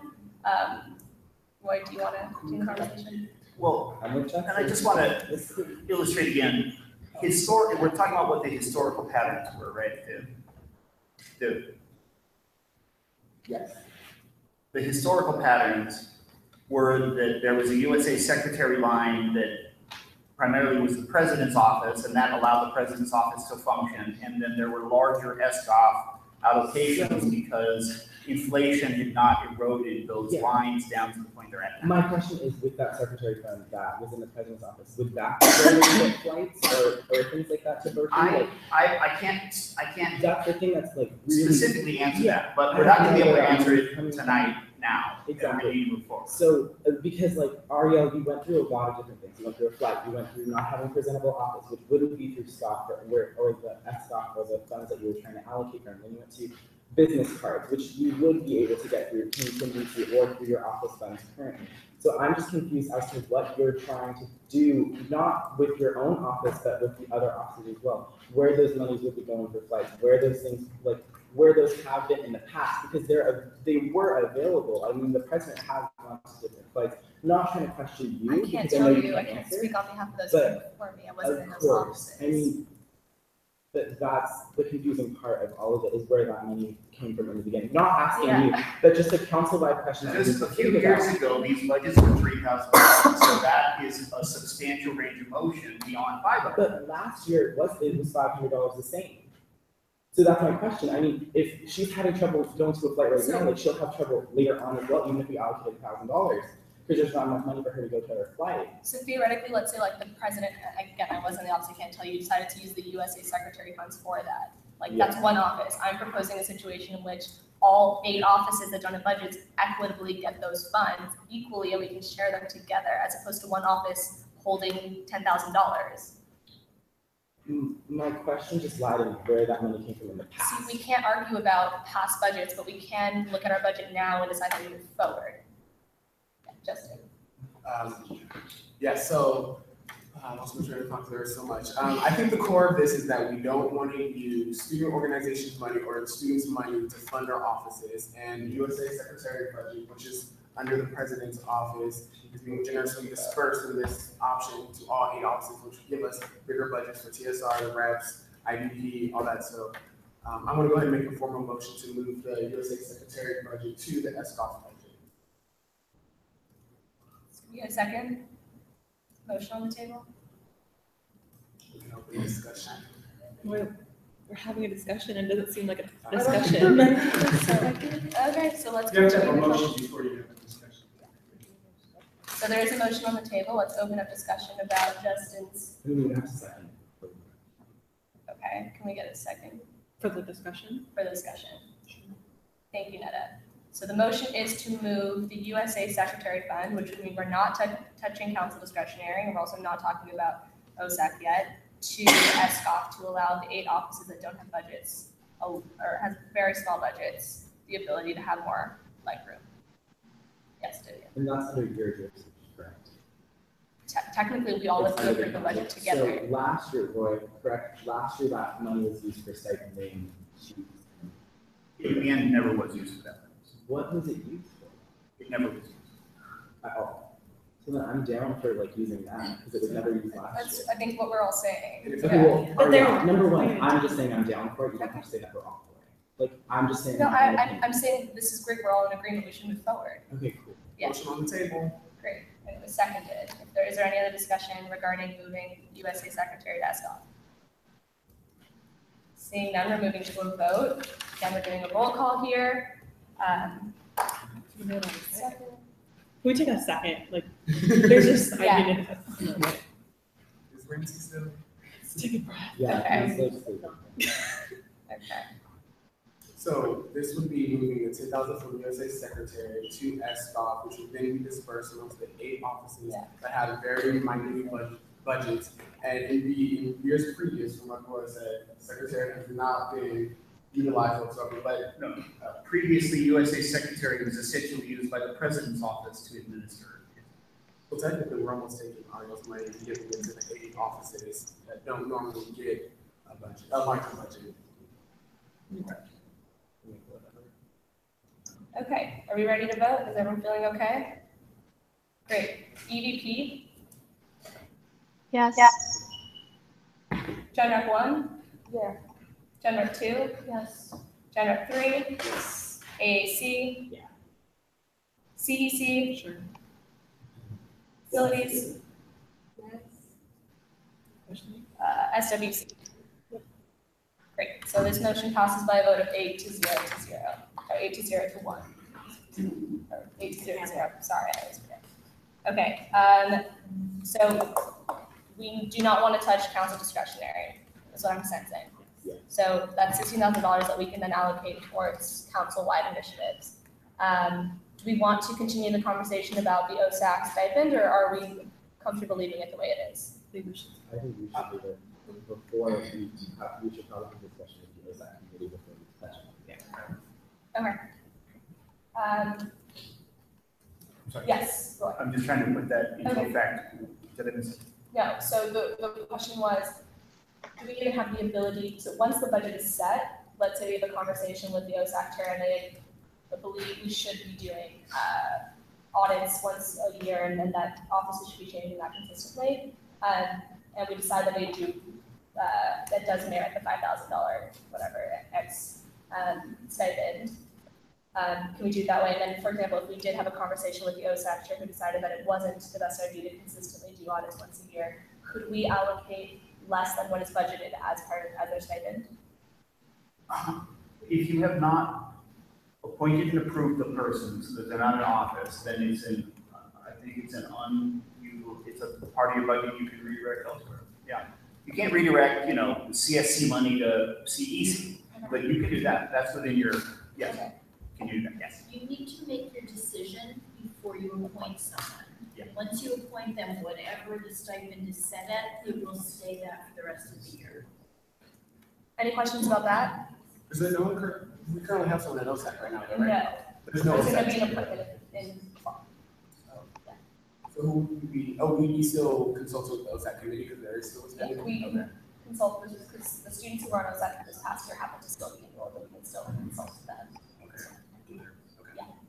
Yeah. Great, so we're gonna leave the OSAC allocation as is, because it doesn't seem like we want to change that. Are there any other amendments we'd like to make to the budget? I was asking if there's anything else anybody wants to discuss. No amendments to the budget, but just wanted to emphasize, like, if there was a way to like just have descriptions of all of the line items and like, what they're specifically used for, if we could get that, like, that'd be great. Before we take a vote? Oh, no, just like for the future. My acknowledging that great idea was in effect Okay. committing that. Sorry, just wanted to make sure something was happening. Okay. Any other discussion regarding the budget? Seeing none, we'll now have a motion to approve the USAC budget as amended. I move to approve the USAC budget as amended. Thank you, Justin, second. Nicole, thank you. We're going to do a vote. Roll call, beginning with EVP. Yep. General 1? Yes. General 2? Yes. General 3? Yes. AAC? CEC? Yes. Facilities? Yes. And SWC. The motion passes. The USAC budget is officially approved by a vote of 8 to 0 to 0. We have. Thank you. Okay, we are now moving on to announcements. Any announcements for the council?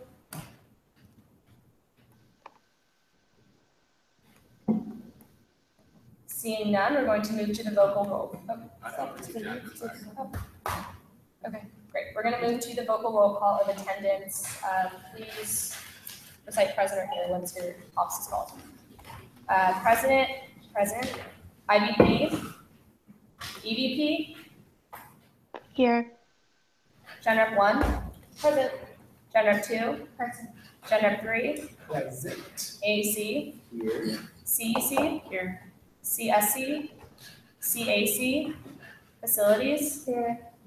FSC, SWC, TSR. Thank you. Now we will entertain a motion to adjourn. Thank you, Nada. Second. Justin. Voting again. Abstain. EDP. Yep. Gen Rep 1. Yes. Gen Rep 2.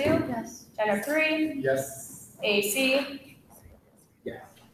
CEC? Yeah. Facilities? Yes. SWC? Yeah. Motion passes by a vote of 8 to 0. Now turn off our USAC Live. Hi, USAC Live. Oh,